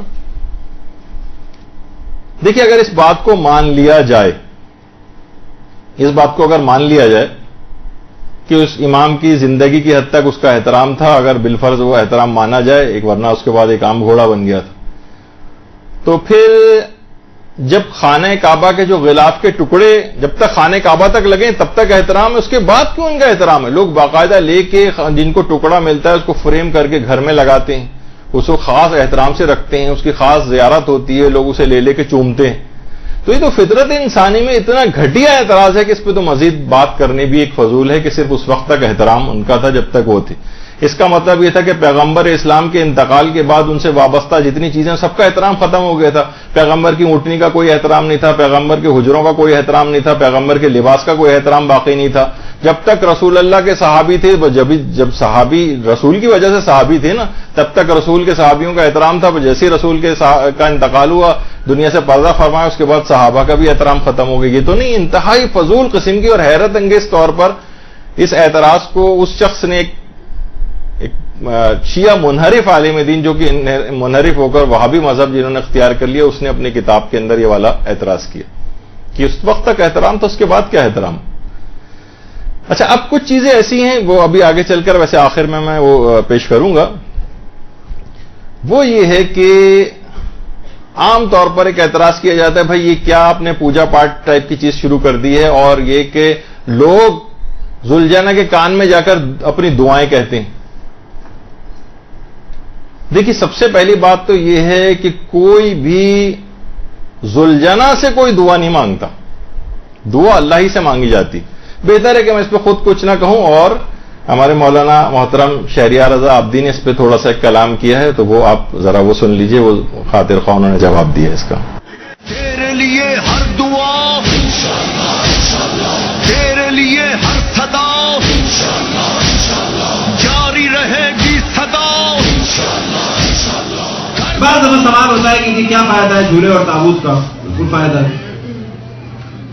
ہم میں سے کوئی بھی شیعہ نہ ذوالجنہ کو, نہ جھولے کو, نہ تابوت کو, نہ علم کو خدا نہیں سمجھتا, امام نہیں سمجھتا. ہم ان چیزوں سے کبھی بھی نہیں مانگتے. ہاں ان کو چھوتے ہیں تبرکاً, مانگتے نہیں ہیں. ہم کوئی نہیں مانگتا شیعہ, کسی کو دنیا میں نہیں دیکھیں گے. حتیٰ اگر علم ہاتھ میں ہے تو بالکل وہی کیفیت ہوتی ہے جو خانہ کعبہ کا پردہ ہاتھ میں ہوتا ہے. پردے سے کوئی نہیں مانگتا, پردے سے مانگنا شرک ہے. حتیٰ خانہ کعبہ کی دیوار سے مانگنا شرک ہے. خانہ کعبہ کو شرک سجدہ کرنا گناہ ہے, حرام ہے بلا شک. خانہ کعبہ ڈائریکشن ہے, خانہ کعبہ متبرک, اس سے تبرک کا برکت لیتے ہیں, تبرک برکت دیتے ہیں. اب جب اس کے پردے کو پکڑتے ہیں کہ جو انبیاء بھی یہ کام کرتے تھے, تو اللہ کے دامن کو تھوڑی پکڑتے ہیں. اللہ منزہ, اس کا لباس نہیں ہے کوئی, لیکن ایک متبرک چیز کو تھامتے ہیں. متبرک چیز نگاہوں کے سامنے ہوتی ہے. در حقیقت ہمارا تعلق خدا سے ہے, لیکن یہ جھولا وغیرہ در حقیقت توجہ دلاتے ہیں کس کی جانب؟ امام حسین کے فرزند کی جانب. یہاں پر ہمیں بہت زیادہ بولڈ ہو کے کام کرنا ہے کہ بہت ساری چیزیں کہ جو آج کمرشل آرٹ میں اور ماڈرن آرٹ میں ہیں, ہم نے انہیں صدیوں پہلے استعمال کیا ہے. ہم نے صدیوں پہلے استعمال کیا ہے. آپ آج کر رہے ہیں, ہم صدیوں سے کر رہے ہیں. ہم پہلے ذریعہ بناتے تھے, آپ اسے کہتے تھے کہ یہ بدعت ہے. آج ہر دکان میں مکے مدینے میں ذریعہ موجود ہے, یعنی خانہ کعبہ کا ماڈل. آج ذریعے موجود ہیں, یعنی مسجد نبوی کا ماڈل. وہ پلاسٹک کا بھی ہے, وہ سلور کا بھی ہے, وہ اور مختلف میٹلز کا بھی ہے. ہم مشرک تھے نہ, اب آپ مشرک ہو گئے. جواب ملے گا نہیں, یہ تو ماڈل ہے. تو ہم اس کو ماڈل سمجھتے تھے. ہم نے کبھی بھی کسی ذریعے کو نہ اللہ سمجھا, نہ رسول سمجھا, نہ حتیٰ مولا علی سمجھا. ہم نے کس ذریعے کو سمجھا؟ امام حسین. ہم نے تو کہا ذریعے شبیہ ذریعہ امام حسین. جیسے آپ کیا ہیں, آج مکہ مدینہ بلکہ پورے سعودی عرب بلکہ پورے عالم اسلام میں کوئی ملک ایسا نہیں ہے, اور اب تو خصوصاً سعودی عرب کی کوئی دکان ایسی نہیں ہے جہاں پر خانہ کعبہ کے دروازے کا ماڈل نہ ہو. جو نیت آپ کی ہے وہ نیت ہماری ہے. ہم مشرک تو آپ مشرک، آپ موحد تو ہم موحد. خانہ کعبہ کا دروازے کب دیکھا آپ نے؟ ہر جگہ ہے. ہم کامیاب ہو گئے، سیدھی سیدھی بات ہے. آج آپ وہی کر رہے ہیں جو ہم کر رہے تھے. اب اس کی جو ایک ماڈرن مثال دی جا سکتی ہے، فلسطین میں شیخ احمد یاسین کو کہ جو نابینا تھے، اور نہ معذرت نابینا نہیں تھے، مفلوج تھے، انہیں مارا گیا. تو آج اگر آپ گوگل میں بھی سرچ کریں شیخ احمد یاسین کا فیونرل کے نام سے، تو جب بھی ان کی برسی ہوتی ہے تو ویل چیئر اٹھاتے ہیں. یہ ویل چیئر اللہ ہے، رسول ہے، امام ہے، کون ہے؟ کہا جائے گا نہیں. اصل میں ویل چیئر کسی نبی نے اٹھائی؟ ویل چیئر حضرت ابوبکر یا حضرت عمر یا حضرت عثمان یا کسی خلیفہ نے اٹھائی؟ آج یہ سوال کیا جاتا ہے کیا اصحاب کے دور میں یہ تھا؟ تو کہیں گے ویل چیئر کیا رسول اللہ نے اٹھائی کسی کی؟ کیا قرآن میں ویل چیئر کا ذکر ہے؟ کیا حضرت ابوبکر یا حضرت عمر یا حضرت عثمان یا سیرت شیخین یا سیرت صحابہ میں کہیں ایک جگہ بھی ویل چیئر ہے؟ کہا جاتا ہے نہیں، یہ علامت ہے. ویل چیئر کے ذریعے سے ہم بتاتے ہیں کہ شیخ احمد یاسین جو معذور تھے ان پر ظلم ہوا. اگر یہ لاجک ہے تو ہماری بھی جھولے کی علم تابوت کی یہی لاجک ہے. ہم قسم علم کو یا تابوت کو یا زلزلے کو اللہ رسول یا امام نہیں مانتے. ہمارے جاہل سے جاہل آدمی سے پوچھنا، وہ ان میں سے کسی چیز کو نہ اللہ نہ رسول نہ امام، اور ان میں سے کسی چیز سے خود نہیں مانگتا کوئی بھی. بس آپ ویل چیئر اٹھائیں تو آپ موحد. آپ شیخ احمد یاسین کی مظلومیت کو ویل چیئر سے بیان کریں تو آپ موحد. ہم فرزند رسول اللہ کی مظلومیت کو بیان کریں تو ہم مشرک. یہ کون سا انصاف ہے؟ یہ کون سا عدل ہے؟ چلے آؤ چلے آؤ چلے آؤ. تو اصلاً یہ سب چیزیں ان کے اندر ایک تبرک پیدا ہو جاتا ہے، ان کے اندر احترام آ جاتا ہے، ان کے اندر بعض اوقات برکت اور شفا بھی آ جاتی ہے امام حسین سے منسوب چیزوں کے اندر. دیکھیے یہی وجہ ہے کہ آیت اللہ حسین بروجردی فرماتے تھے کہ امام حسین علیہ السلام اتنے بلند مقام پر فائز ہیں، اتنے واجب الاحترام ہیں کہ ان سے منسوب ہر چیز کا احترام کرنا واجب ہے. یہ آیت اللہ حسین بروجردی کہا کرتے تھے. اور ان سے منسوب جتنے بھی وسائل عزاداری، آیت اللہ بہجت کا پچھلی مرتبہ میں نے پیش کیا تھا آپ کو کہ کالا لباس، زریحیں، علم، تابوت، ان سب کا احترام، یہ سب وسائل عزاداری، ان سب کا احترام کرنا ضروری. حتیٰ کہ اگر آپ دیکھیں کہ آئمہ کے قبور سے دور جو شفا والی جو جالی ہے وہاں پہ بھی لوگ آ کے مس کرتے ہیں، وہاں سے دھاگے وغیرہ جو ہیں وہ برکت کے طور پر وہاں سے جو ہے وہ لے کر جاتے ہیں اور ان کو شفا ہوتی ہے. امام کی صرف اس جالی سے جو ان کی قبر سے دور بھی ہے تب بھی اس کے اندر شفا کی ایک صلاحیت پیدا ہو گئی، براہ راست قبر بھی نہیں. تو اس طرح سے ان چیزوں کی اہمیت کتنا آپ دیکھتی ہیں کہ دسترخوانے جو وہاں پر دسترخوان ہوتے ہیں اور باقاعدہ امام کے جو مضیف اور وہاں پر جو کھانے وغیرہ آپ اکثر وہاں جا کر حرم کی طرف سے کھاتے ہیں، اس کے اندر ان کھانوں کے اندر ایک برکت. وہاں کی جو روٹیاں، جو سوکھی ہوئی روٹیاں ہوتی ہیں، آپ نے دیکھا ہوگا ایرانی اور عراقی کتنا منتیں سماجتیں کرتے ہیں کہ ہمیں وہ سوکھی ہوئی روٹی کے ٹکڑے دے دو کم سے کم. اس کے اندر ایک شفا کی خصوصیت پیدا ہو گئی. تو ان سے منسوب چیزیں وہ شفا ہے. جب بھی آیت اللہ اسحاق فیاض فرماتے ہیں کہ اہل بیت کے عزاداروں کے لیے مجلس عزا کے تبرک کا اہتمام کرنا بھی تعظیم شاعر حسینی میں شامل. ان کے لیے تبرک کا اور کھانے وغیرہ کا اہتمام کرنا یہ خود ایک کتنا بڑا ثواب کا کام ہے اور تعظیم شاعر میں اس کو سمجھا گیا. تو ان سے منسوب چیزیں حالانکہ نسبت آپ خود ہی دیتے ہیں. جب بھی روایتوں کے اندر ہے کہ ہمارے چوتھے امام امام زین العابدین علیہ الصلوۃ والسلام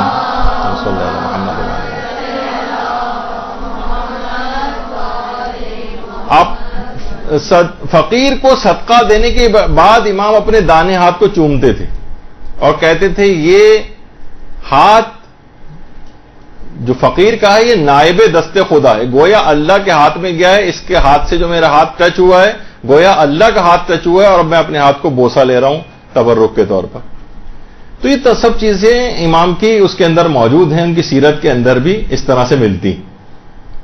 یا وہ ایک بہت دفعہ پہلے ہم نے اس کی پوسٹ بھی بنائی تھی اور باقاعدہ علماء نے اس کو لکھا ہے کہ مدرسۃ الواعظین لکھنؤ کے جو پرنسپل تھے مولانا عدیل الاختر صاحب، انہوں نے کہا کہ زمانے طالب علم میں تبرکات کے اوپر بات نکلی تو شمس العلماء سید سبط حسن انہوں نے فرمایا کہ جو شخص کسی مریض کی صحت یابی کے لیے روزہ رکھے اور افطار کے بعد دعا کر کے بستر پر آئے اور کہے کہ اے زہیر ابن قین طبیب لشکر حسینی میرے مرض کے لیے دوا تجویز کر دیجئے، خواب میں ایک بزرگ اس بیماری کا نسخہ اس کو لکھوا دیں گے۔ یہ انہوں نے بات بتائی، بلکہ انہوں نے اس سے پہلے ایک جملہ کہا تھا جس میں ہم نے نہیں لکھا کہ اگر تم مجھ سے اس بات کا حوالہ نہ پوچھو تو میں تم کو ایک حقیقت بتا سکتا ہوں۔ بہت سی چیزیں دیکھیے ان کے اس لحاظ سے روایتوں کے حوالے نہیں ہوتے لیکن سینہ بہ سینہ علماء سے چلتی۔ اچھا، ایک مریض جو طالب علم تھا، یہ طالب علم نے جا کر اپنے گھر میں واقعہ سنایا۔ اس مریض طالب علم کی بہن نے اپنے بھائی کی صحتیابی کے لیے روزہ رکھ کر حسب ہدایت دعا کی تو خواب میں دیکھا کہ ایک شخص ہے جسے لوگ گھیرے ہوئے ہیں اور وہ مریضوں کو نسخے لکھوا رہے۔ بہن نے بھائی کے مرض کی دوا چاہی تو اس شخصیت نے کہا کہ وہ خود ہی دوا نہیں کرتا، کہا کہ نہیں اس نے تو بہت دوائیں کی ہیں، کہا وہ مجلس حسین کا تبرک کیوں نہیں لیتا ہے؟ صبح ہوئی تو خاتون نے واقعہ بیان کیا، بھائی نے تسلیم کیا کہ ہاں بے شک میں بعض حالات ہوتے تھے، رش بہت ہوتا تھا، میں مجلس سے نکلتے وقت تبرک نہیں لیتا تھا، لیکن انشاءاللہ اب آئندہ ایسا نہیں کروں گا، لائن میں بھی لگ کر تبرک لینا ہوا تو لوں گا۔ اس کے بعد اس مجلس میں گیا اور شریک ہو کر اس نے زحمت اٹھا کے تبرک لیا اور استعمال کیا اور اس کے بعد اس بیماری سے اس کو شفا ہو گئی۔ اللہم صلی علی محمد۔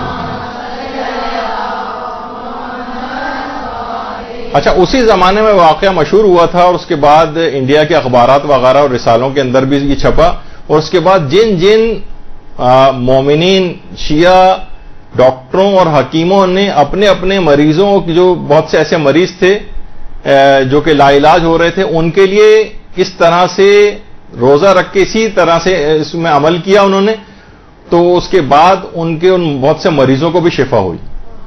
تو یہ بہت ساری چیزیں ایسی ہیں کہ اب آج کل مادیات کے غلبے اتنے زیادہ ہو گئے ہیں، شکوک و شبہات اتنے زیادہ ہو گئے ہیں، لوگوں کا ان چیزوں پر اعتقاد نہیں رہا ہے کہ ان چیزوں کے اندر کیسے تبرک، مجلس اعضاء کا تبرک ہم نے تو بنوایا، اس میں اس تبرک کی کیا بات ہے، اس میں شفا کی خاصیت کیسے پیدا ہو گئی؟ تو دیکھیے کتنی چیزیں ایسی ہیں۔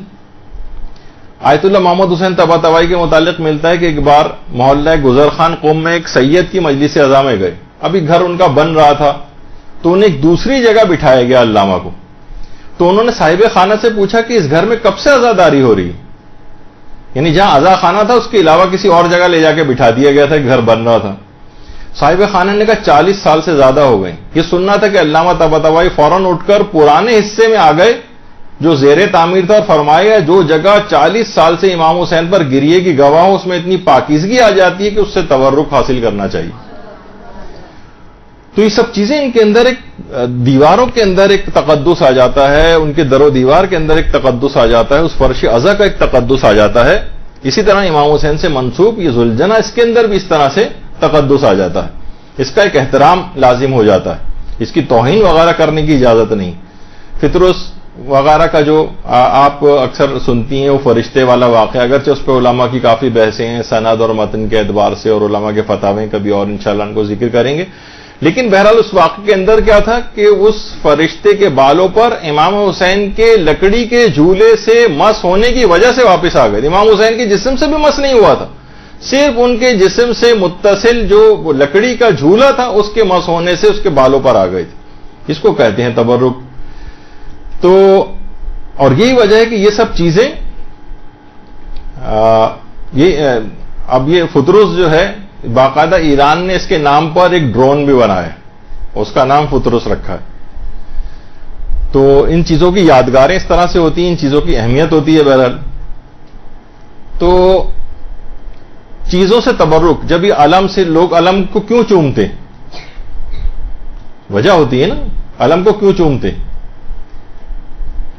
اور پرچم کو کیوں چومتے ہیں؟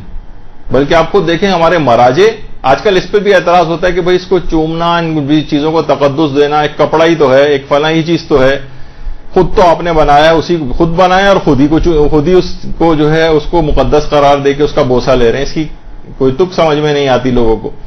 اب دیکھیے کہ ہمارے جو مراجع ہیں ان کا کیا طریقہ کار ہے. آیت اللہ صافی گل پائیدانی. یا حسین یا حسین یا حسین یا حسین یا حسین یا حسین یا حسین یا حسین مولا کوئی غم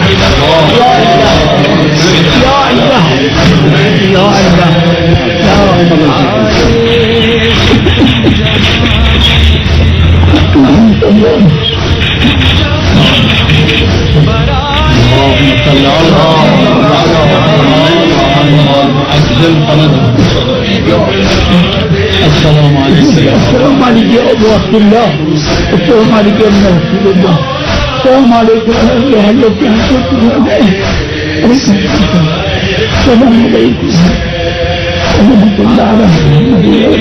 تم جہاں میں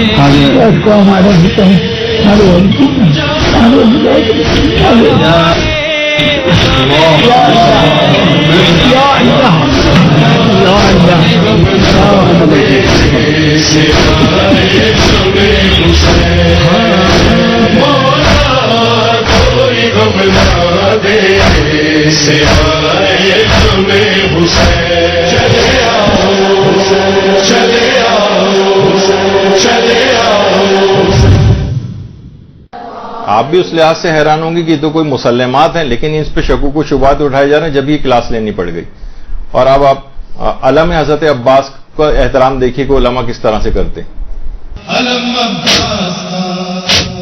یہ وہ علم ہے جس سے شہیدوں کی شان ہے، قربانیوں کا نام وفا کا نشان ہے، بچوں کی آبرو ہے، سکینہ کی جان ہے. علم عباس کا، علم عباس کا، علم عباس کا، علم عباس کا. غازی کے خون سے جو ملی ہے بقا سے، حاصل یہ افتخار رہے گا صدائی سے، ہر دور میں اٹھائیں گے اہل عزائی سے. علم عباس کا، علم عباس کا، علم عباس کا. ہم کو جو یہ ترائی میں بحر کرم ملا، تاریخ کو ہلال کہاں یہ حشم ملا، زینب کی یہ دعا تھی کہ ایسا عالم ملا. علم عباس کا، علم عباس کا، علم عباس کا.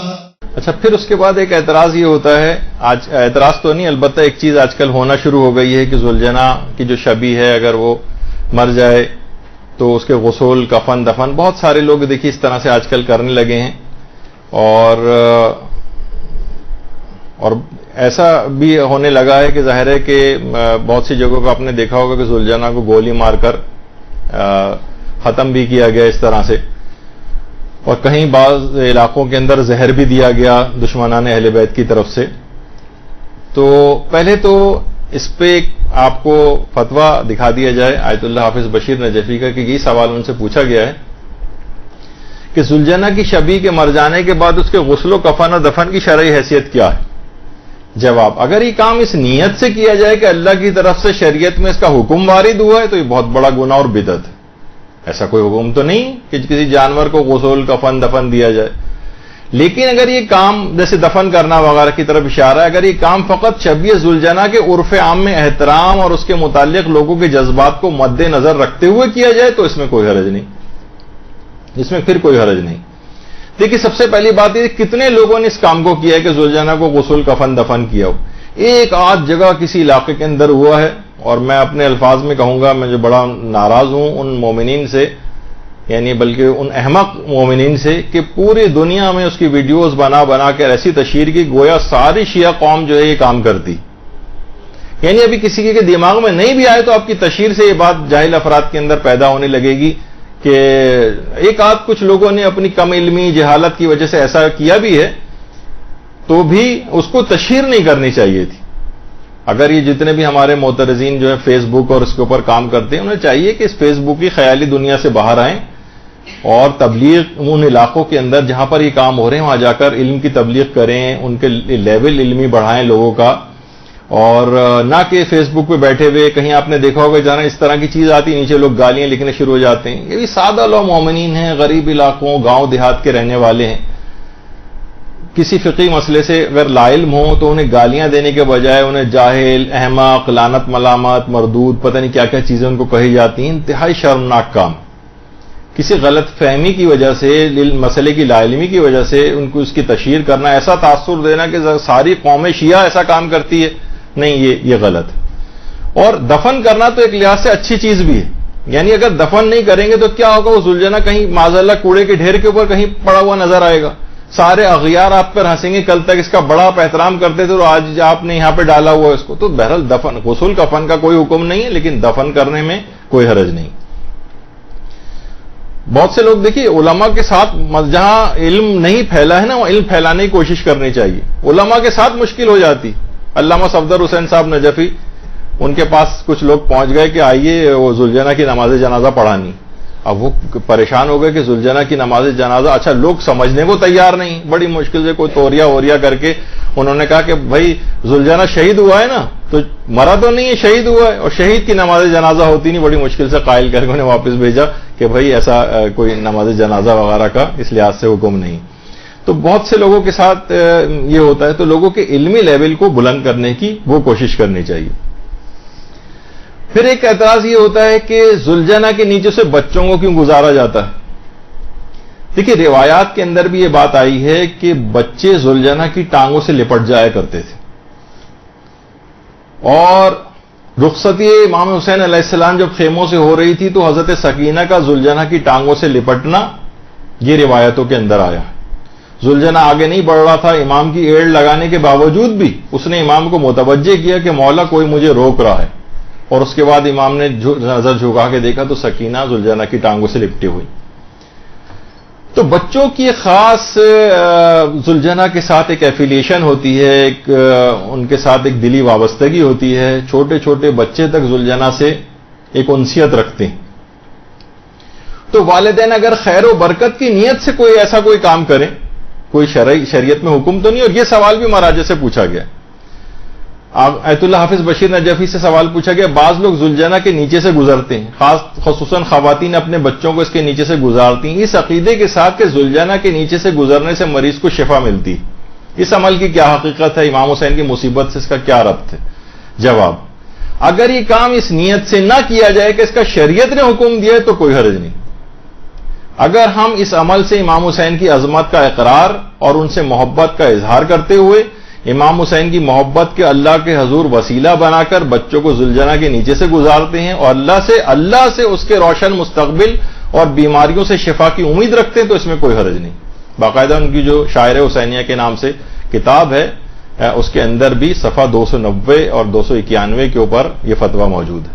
تو لوگوں کا عقیدے سے کوئی شرک کہنا, اور ٹھیک ہے لوگوں کا ایک عمل ہے, کوئی واجبات میں سے بھی نہیں ہے, کوئی اس کو حرام بھی نہیں کہا جا سکتا. لوگوں کا اپنا ایک طریقہ کار ہے جو حرام کی حد تک نہیں. تو اس لحاظ سے اس میں کوئی حرج نہیں اگر کوئی ایسا کر بھی رہا ہے, لیکن کرنا بھی کوئی ضروری نہیں.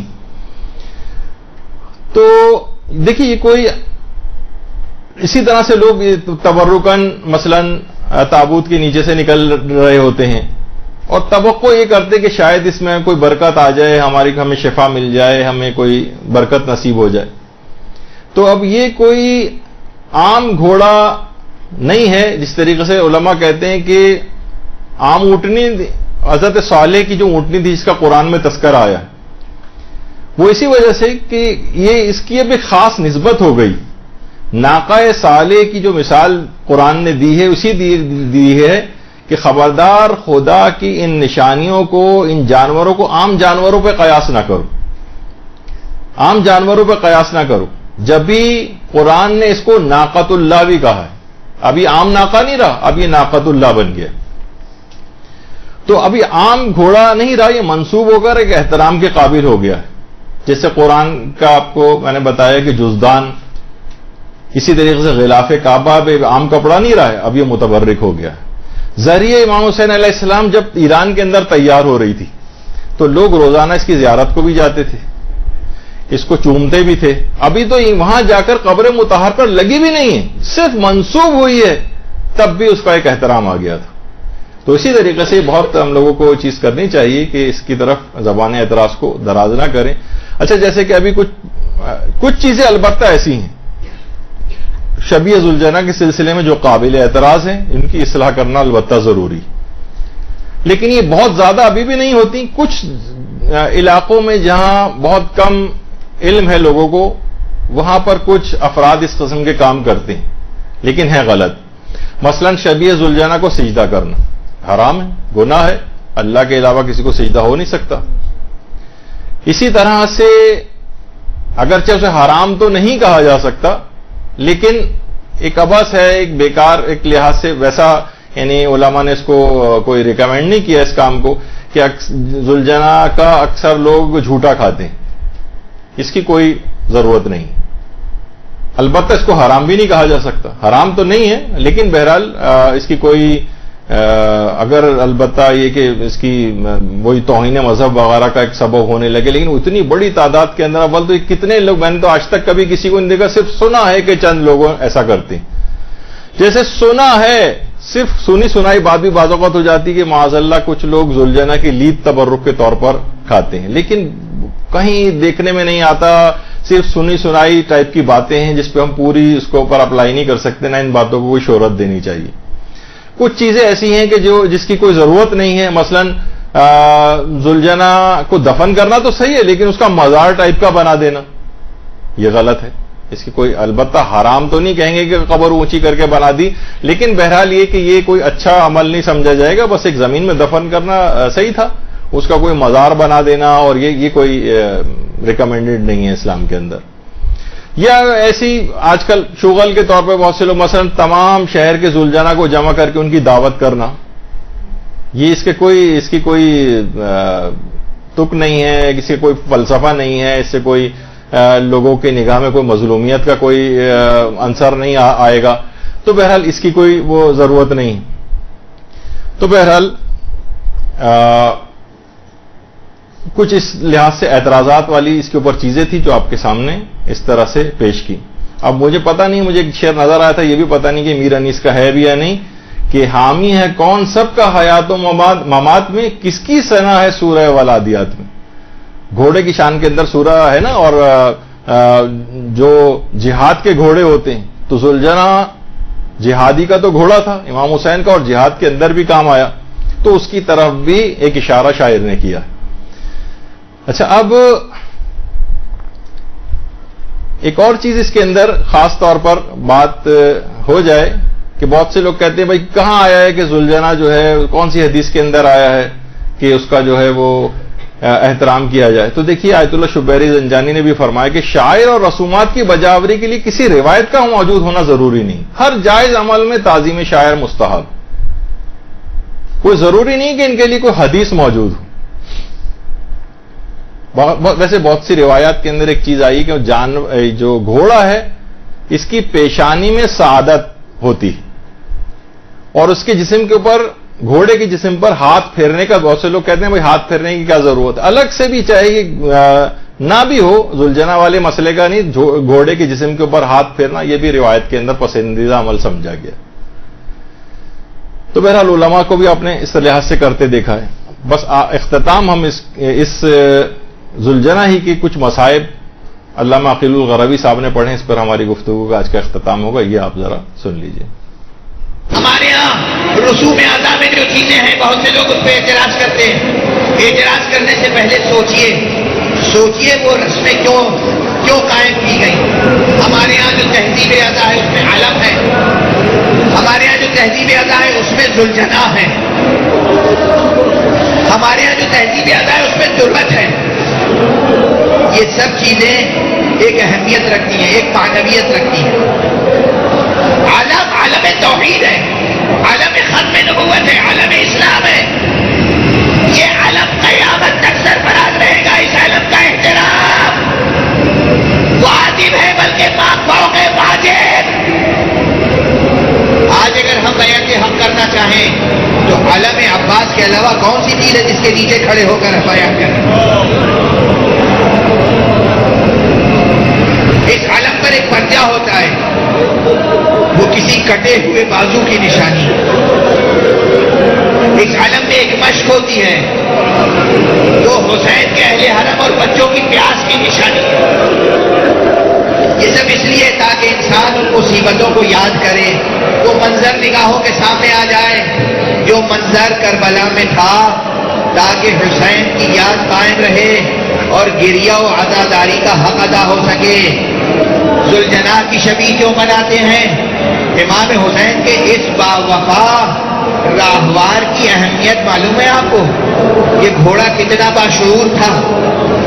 بس 2-3 جملے عرض کروں گا، اب جی بھر کے گریہ کر لیجیے، جی بھر کے گریہ کر لیجیے۔ حیف ہے کہ انسان گریہ نہ کرے۔ امام حسین کا یہ گھوڑا ہوا ہے جو بار بار روز عاشورہ گریہ کرتا ہوا نظر آیا۔ بتاؤ گھوڑے نے کتنی بار گریہ کیا ہے؟ جب امام حسین کو آواز دی ہے علی اکبر نے،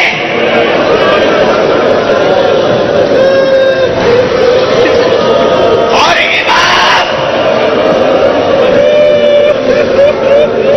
میدان کی طرف اپنے قدموں سے تیزی سے آگے بڑھے، روایت میں ہے بار بار ٹھوکر لگتی تھی، امام زمین پر گرتے تھے اور اٹھتے تھے۔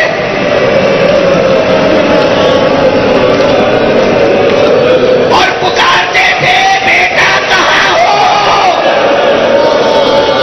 بیٹا آواز دو، تمہارے مرنے کے بعد میری آنکھوں میں روشنی نہیں رہی۔ اس موقع پر جب کئی مرتبہ امام زمین پر دھو کر کھا کے گرے اور اٹھے، ایک مرتبہ امام نے دیکھا کہ وہ گھوڑا امام کا وفادار راہوار آیا، گویا اتنی دیر میں اس نے میدان کا جائزہ لیا، اس جگہ پہنچا جہاں علی اکبر کا لاشا تھا۔ اس کے بعد امام کے پاس آیا، امام کی آستین اپنے ٹانگ سے پکڑی، امام نے دیکھا گھوڑے کی آنکھوں سے آنسو رواں ہیں۔ امام کو گھوڑے نے علی اکبر کے لاشے تک پہنچایا۔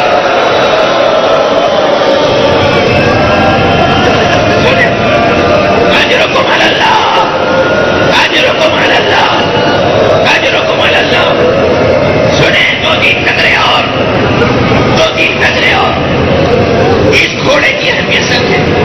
یہ سب روایتیں سنتے آئے ہیں نا کہ جب امام حسین کربلا پہنچے تو چلتے چلتے راہوار مبارک خود بخود رک گیا۔ اب تاریخ کے برف پلٹیے، جب پیغمبر ہجرت کر کے مدینے آئے تھے، پیغمبر کا ایک ناقہ تھا، پیغمبر ناقے سے اتر گئے۔ ہر شخص چاہتا تھا کہ پیغمبر اس کے گھر میں قیام فرمائے، اس کے محلے میں قیام فرمائے، اسے اعزاز و شرف مل جائے۔ پیغمبر نے ناقے کی نکیل اسی کی گردن پہ ڈال دی کہ اسے چھوڑ دو۔ انہا معمورہ، یہ خدا کی طرف سے معمور ہے، جہاں یہ خود سے رک جائے گا میں وہیں قیام کروں گا۔ وہ رسول کا ناقہ تھا، یہ حسین کا راہوار۔ جب حسین کی منزل آخر آ گئی خود بخود رک گیا۔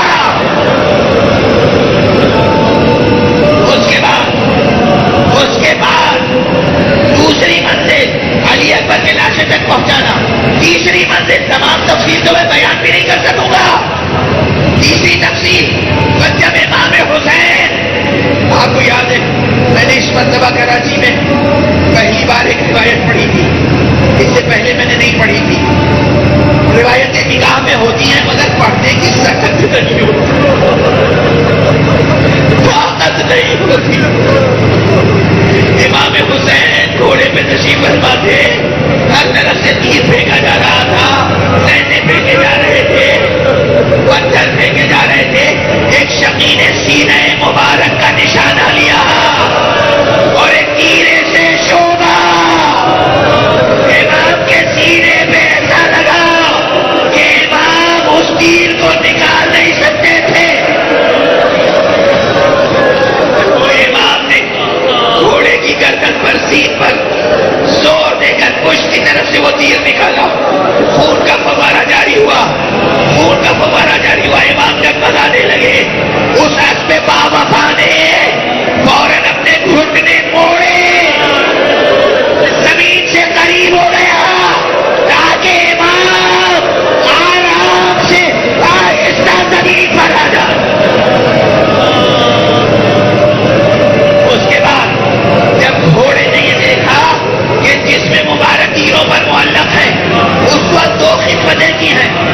دشمن بڑھتا تھا اسے اپنی ٹانگوں سے ہلاک کرتا تھا اور اپنے دانتوں سے جسم مبارک امام سے ایک ایک تیر نکالتا. جب امام کا جسد مبارک زمین پر آ گیا, زمین کربلا لہو لہان ہو گئی. یہ سامنے قتل کا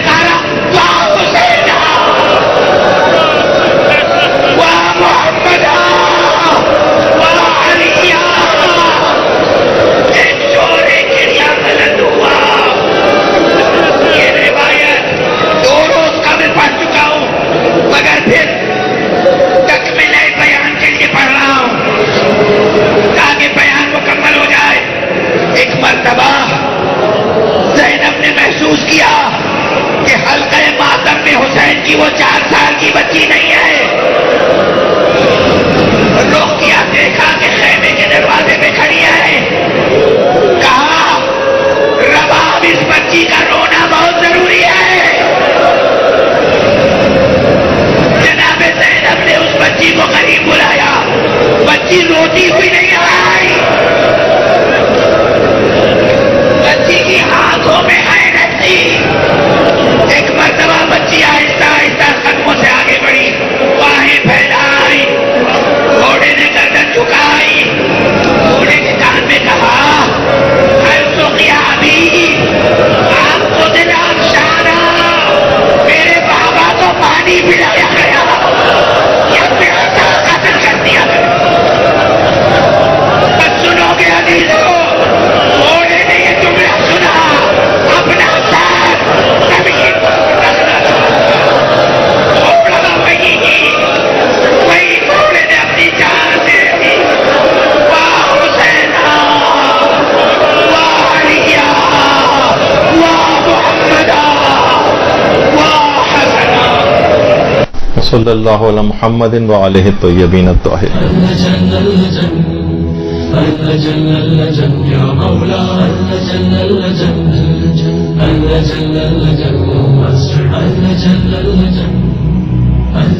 يا صاحب الزمان